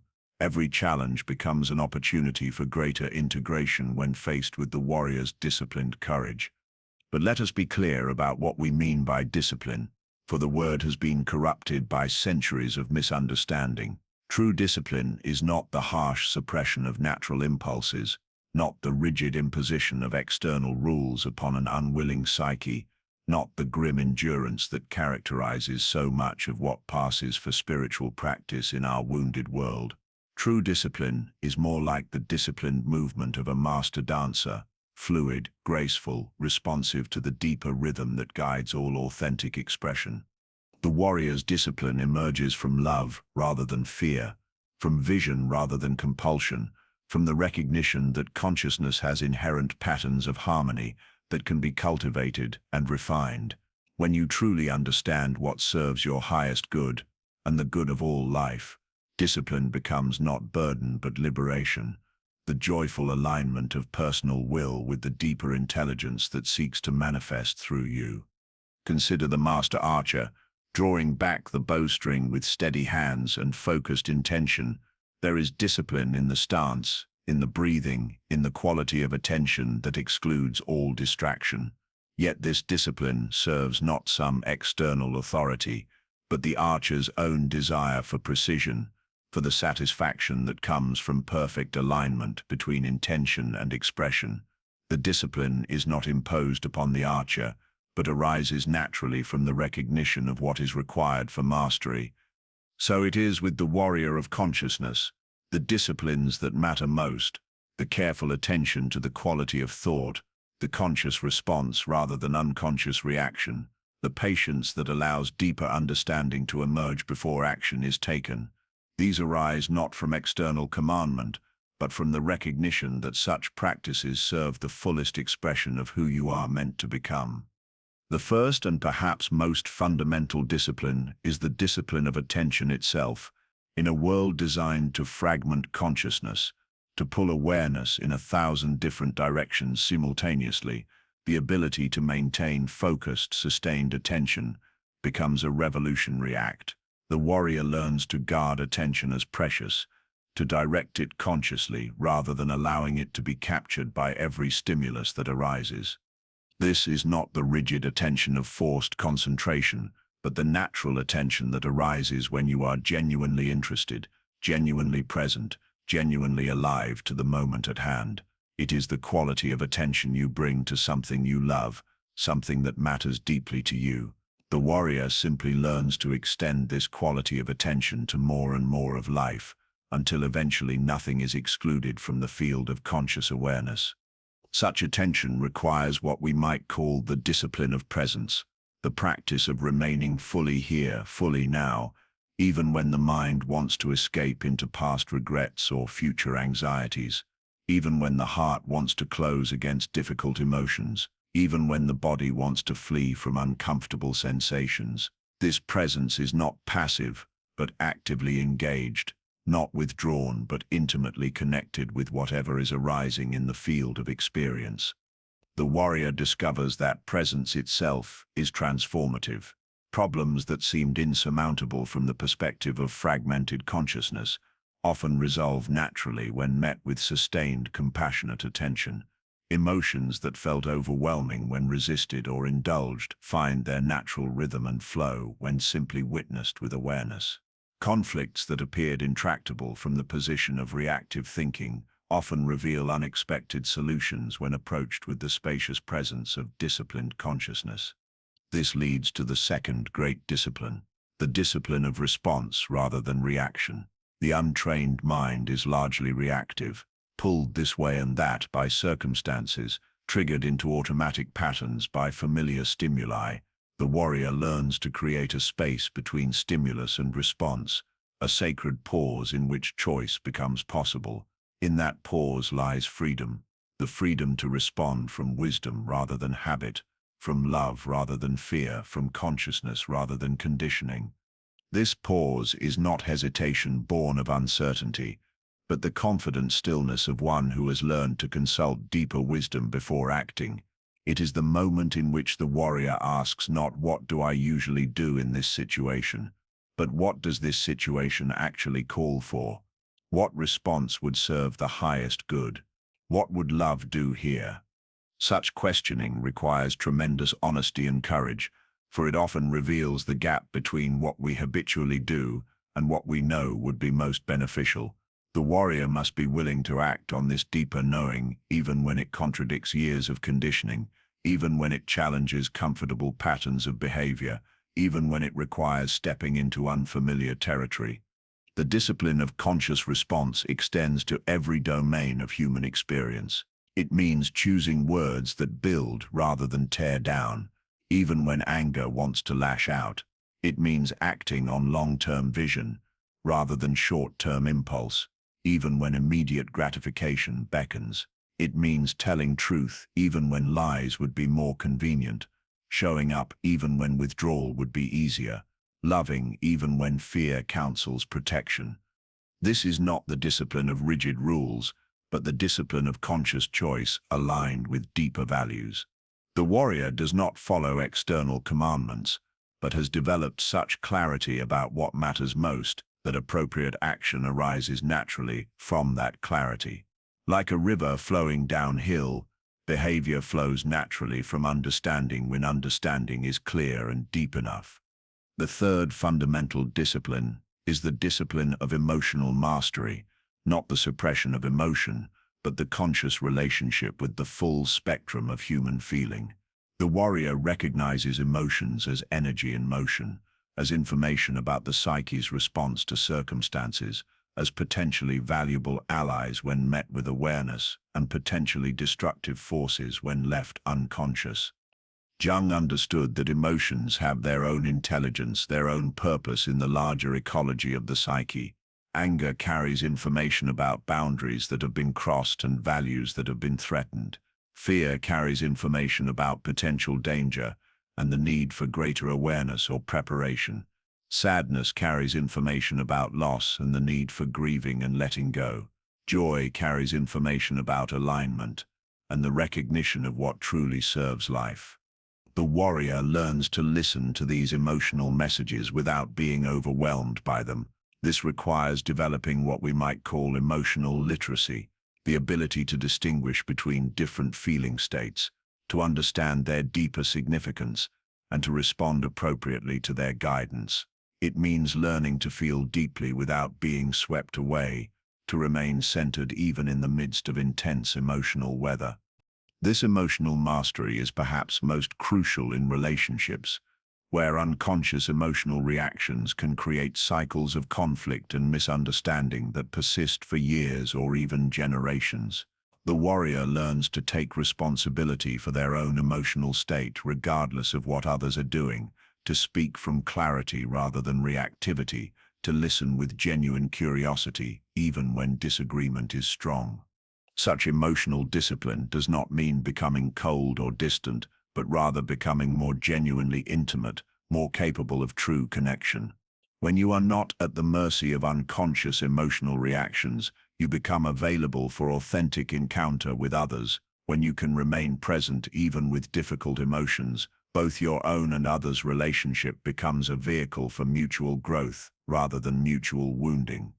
The fourth discipline is the discipline of mental clarity, the cultivation of thinking that serves truth rather than ego, that seeks understanding rather than being right, that remains open to new information rather than defending old positions.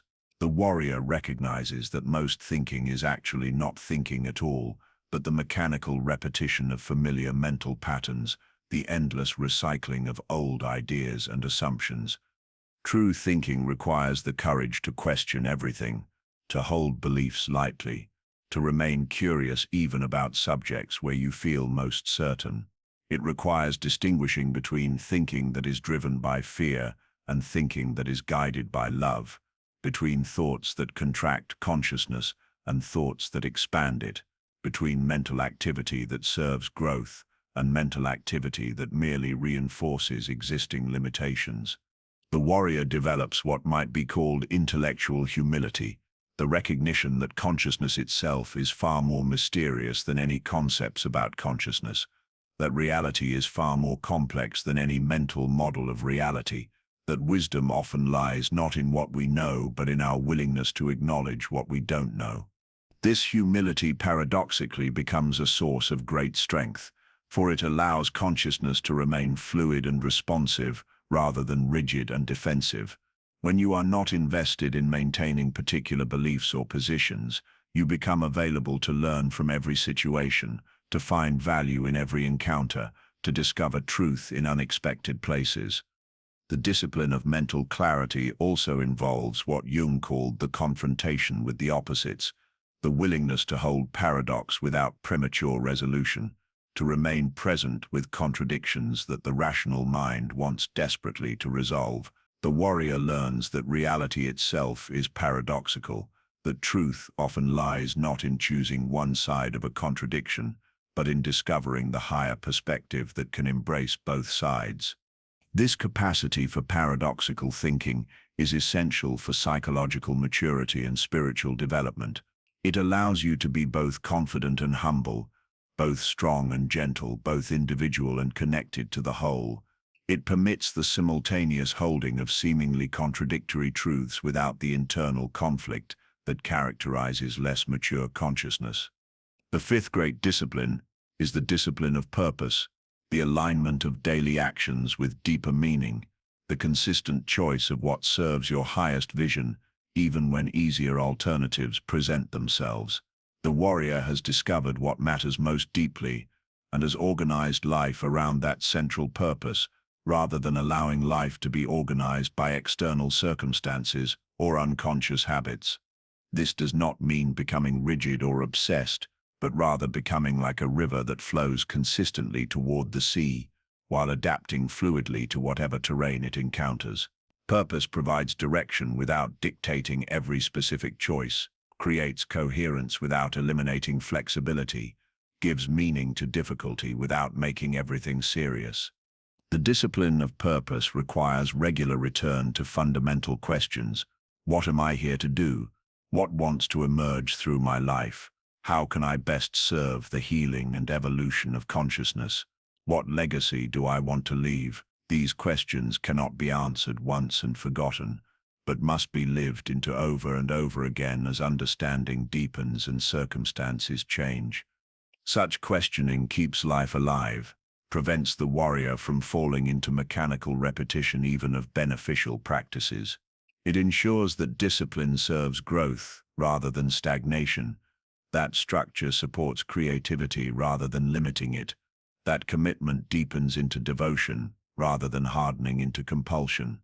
The discipline of purpose also means learning to distinguish between goals that serve the ego's desire for status or security and goals that serve the soul's longing for authentic expression. The warrior discovers that some achievements that look impressive from the outside feel hollow from the inside, while some accomplishments that seem modest externally carry profound satisfaction and meaning. This discrimination develops slowly and requires honest self-examination.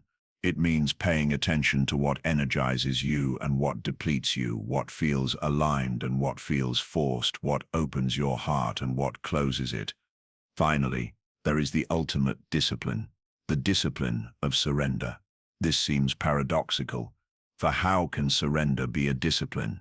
Yet the warrior learns that there are times when the highest discipline is to stop trying to control outcomes, to release attachment to specific results, to trust the deeper intelligence that orchestrates life's unfolding.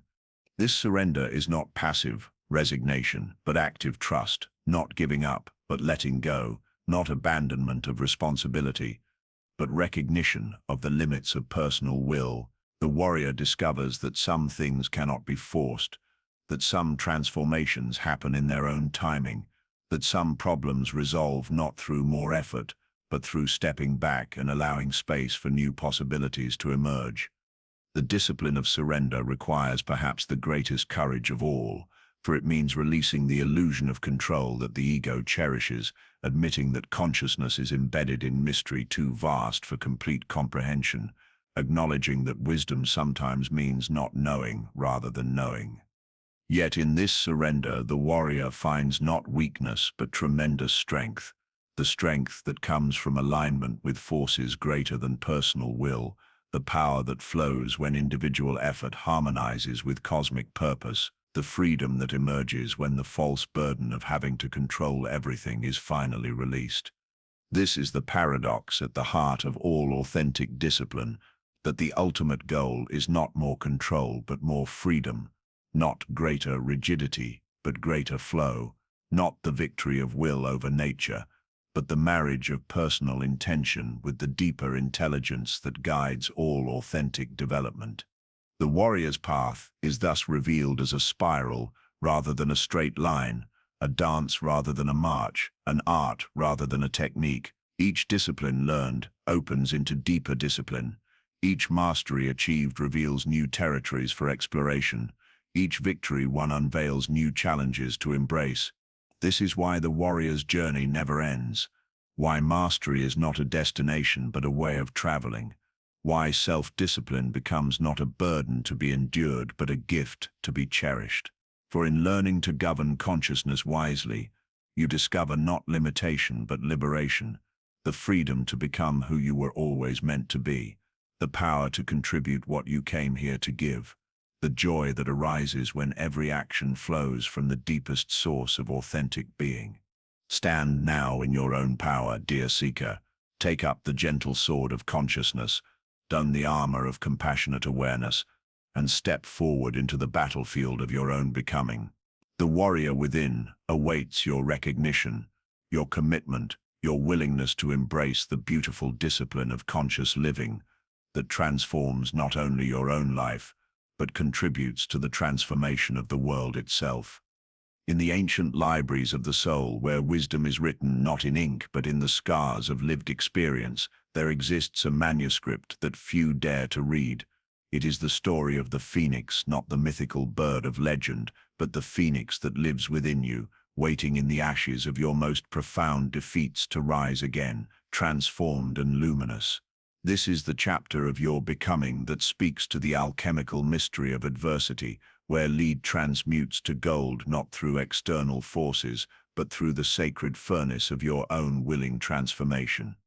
Listen closely, for this voice speaks from the depths where your greatest treasures lie buried beneath the rubble of your collapsed certainties. Here, in this liminal space between what was and what might be, the true masters of destiny are forged. They are not those who have avoided suffering, but those who have learned to dance with it, to find in its harsh music the rhythm of their own resurrection. The phoenix does not rise despite the fire. It rises because of it. This is the first truth that must penetrate the defensive walls of your reasoning mind and settle into the marrow of your understanding. Adversity is not the enemy of your growth. It is its most devoted servant, arriving precisely when your soul requires the kind of initiation that comfort cannot provide.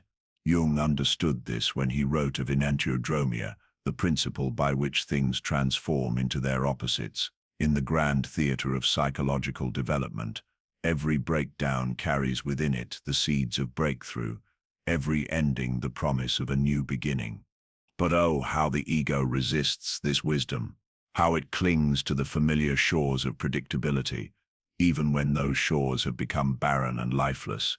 The ego, in its well-meaning but limited perspective, sees adversity as interruption, as deviation from the path toward happiness and success. It does not yet understand that happiness without depth is merely pleasure, and success without initiation is merely achievement. The soul requires something more substantial.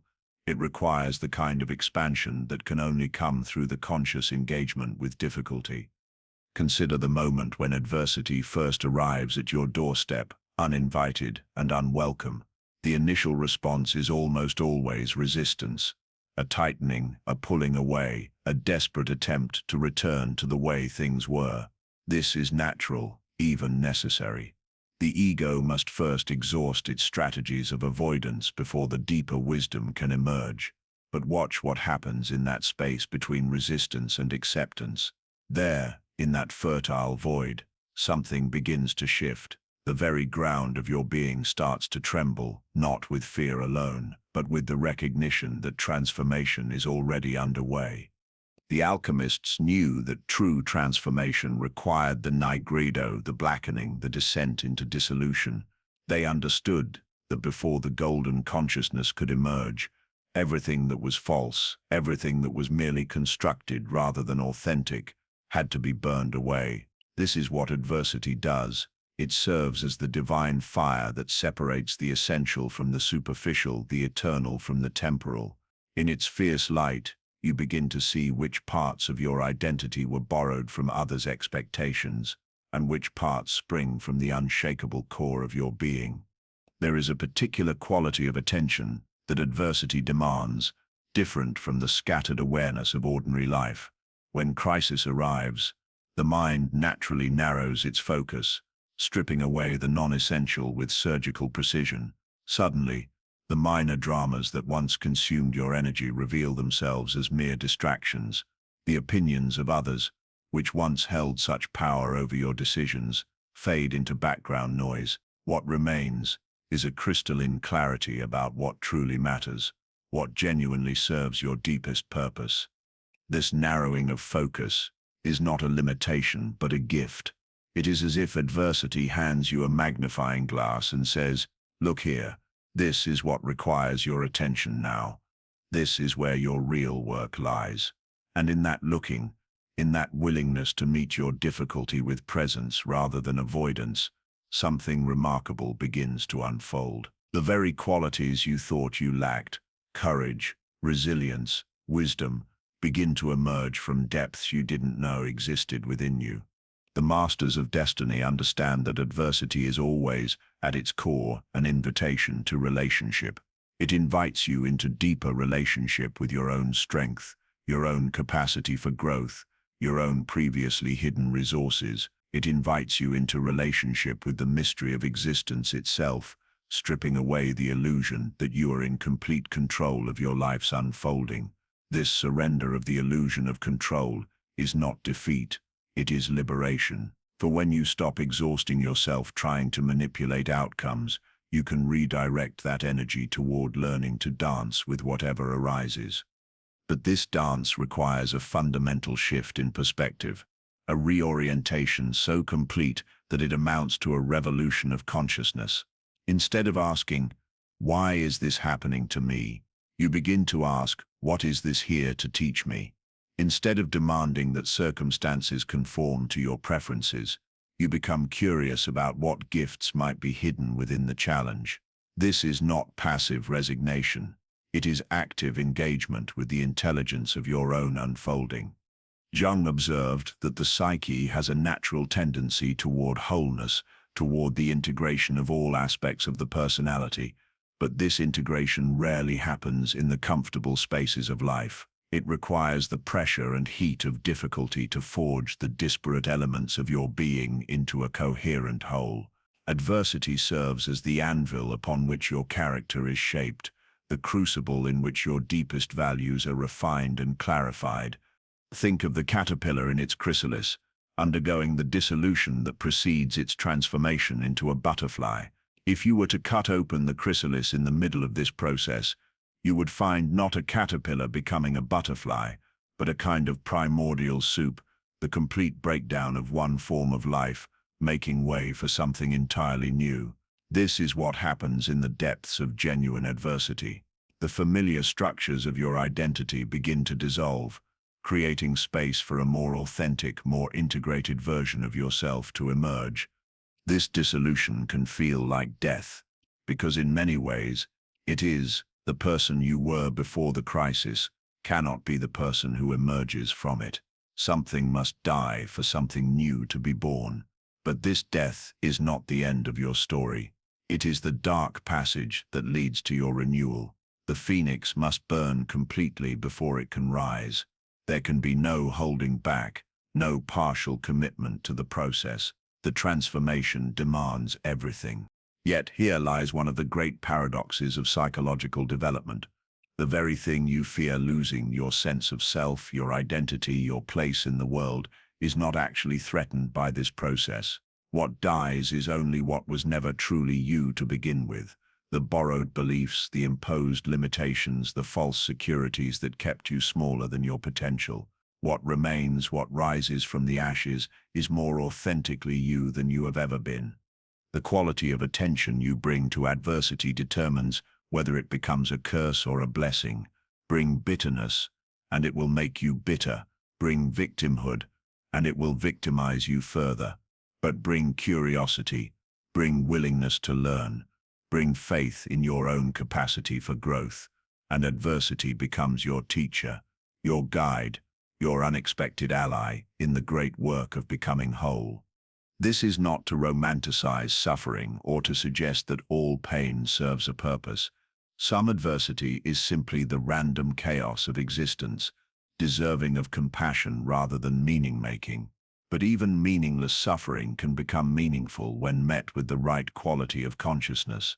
The meaning does not lie in the suffering itself, but in your response to it, in your willingness to extract wisdom from experience, to allow difficulty to expand rather than contract your capacity for life.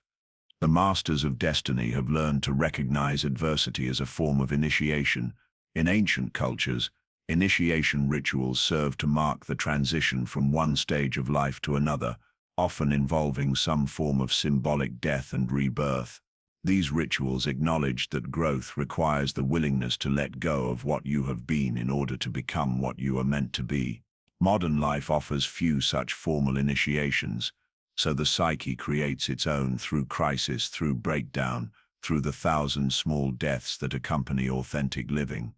But initiation is not a one-time event. It is an ongoing process, a continuous willingness to meet the unknown with open hands and an open heart. Each time adversity arrives, it offers a new level of initiation, a deeper invitation into your own becoming. The question is not whether you will face difficulty. That is guaranteed. The question is whether you will meet it as an enemy to be defeated, or as a teacher to be honored. There is a particular kind of strength that emerges from conscious engagement with adversity, not the brittle strength of rigid control, but the flexible strength of bamboo that bends without breaking. This strength comes not from avoiding difficulty, but from learning to flow with it, to find within its turbulence the current that carries you toward your next level of development. Watch how water moves around obstacles. It does not fight them or try to destroy them. It simply finds a way around, over or under, always moving toward its destination. This is the kind of intelligence that adversity awakens in you, not the intelligence of opposition but of navigation, not the intelligence of resistance but of adaptation. The process of transformation through adversity often follows a predictable pattern. First comes the shock of impact, the recognition that something fundamental has changed. Then comes the period of disorientation, when the familiar landmarks of your life no longer provide reliable guidance. This is followed by the gradual emergence of new perspectives, new possibilities, new ways of being that were previously inconceivable. But the most profound transformation happens in the space between these phases, in the liminal territory where you are no longer who you were but not yet who you are becoming. This is uncomfortable territory for the ego, which prefers clear definitions and stable ground. Yet it is precisely in this uncertainty that the deepest growth occurs. Here, in the fertile darkness of not knowing, your authentic self begins to take shape. The phoenix rises not because it is forced to, but because it remembers what it truly is. Beneath the ashes of its apparent destruction lies the indestructible essence of its being, not the form it once took, but the fire that animated that form. This fire cannot be extinguished by any external circumstance. It can only be temporarily obscured, waiting for the right conditions to blaze forth once more. Your adversities are the conditions that allow this inner fire to reveal itself. They strip away everything that is combustible, everything that was never truly yours to begin with, leaving only what is essential, what is eternal, what is unshakably you. This is not loss but purification, not destruction but revelation. The masters of destiny have learned to see each crisis as a question posed by life itself. How much of your potential are you willing to claim? How deeply are you willing to grow? How authentic are you willing to become? These are not questions that can be answered with words alone. They require the full engagement of your being, the willingness to risk everything you think you are for the possibility of who you might become. In the depths of adversity, you often discover resources within yourself that you never knew existed. The quiet person finds their voice. The gentle person discovers their strength. The practical person unearths their creativity. These are not new qualities being added to your personality. They are aspects of yourself that were always present, but required the pressure of difficulty to emerge into consciousness. This is the alchemical miracle of transformation. What seems like external lead, the circumstances that challenge and disturb you, becomes internal gold through the mysterious process of conscious engagement. The same experience that breaks one person open becomes the force that breaks another person through to a new level of understanding. The difference lies not in the circumstances themselves, but in the quality of consciousness brought to meet them. Jung spoke of the transcendent function, the psychological mechanism by which opposing forces within the psyche are reconciled and integrated. Adversity often activates this function, forcing you to hold the tension between what you wish were true and what actually is, between your desire for comfort and your need for growth, between your fear of change and your longing for authenticity. This tension is not comfortable, but it is creative. Like the tension in a bowstring that allows the arrow to fly, the psychological tension created by adversity can launch you into territories of experience that were previously inaccessible. The key is learning to inhabit this tension consciously, neither collapsing it through premature action nor avoiding it through denial, but allowing it to do its transformative work. The phoenix does not rise in a single dramatic moment. Its resurrection is a process, often invisible to external observation. In the ashes of its former self, new patterns begin to organize, new possibilities begin to crystallize, new life begins to stir, and then when the time is right, not when the ego demands it, but when the deeper intelligence of the psyche is ready, the new being emerges, transformed and renewed.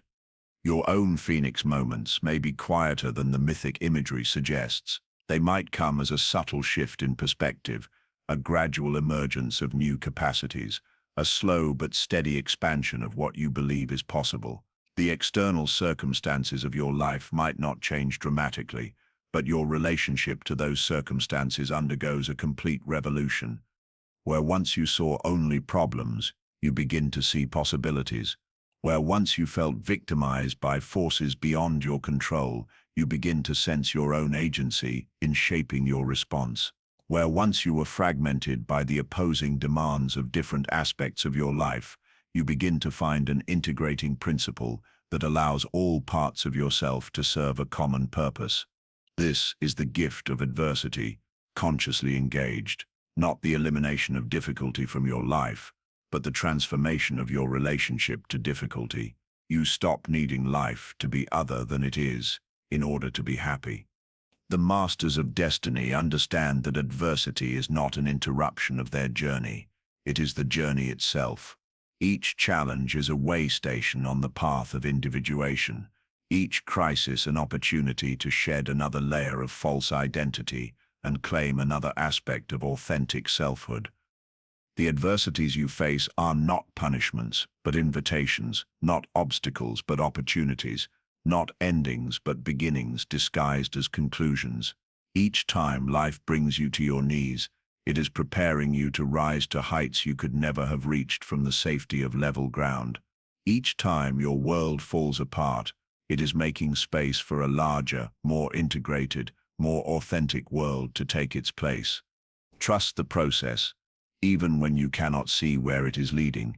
Trust the intelligence of your own unfolding, even when it seems to move through chaos rather than order. Trust that the same force that transforms the caterpillar into the butterfly is at work in your life, weaving the apparent fragments of your experience into a tapestry of wholeness you could never have designed with your conscious mind alone. The phoenix rises because it remembers that fire is not its enemy but its element, that destruction is not its opposite, but its partner in the dance of eternal renewal. Let this remembrance burn in you. Let it illuminate the darkness of your difficulties. Let it remind you that you are not a victim of your circumstances, but a phoenix in disguise, forever capable of rising from whatever ashes life presents to you, transformed and ready to soar.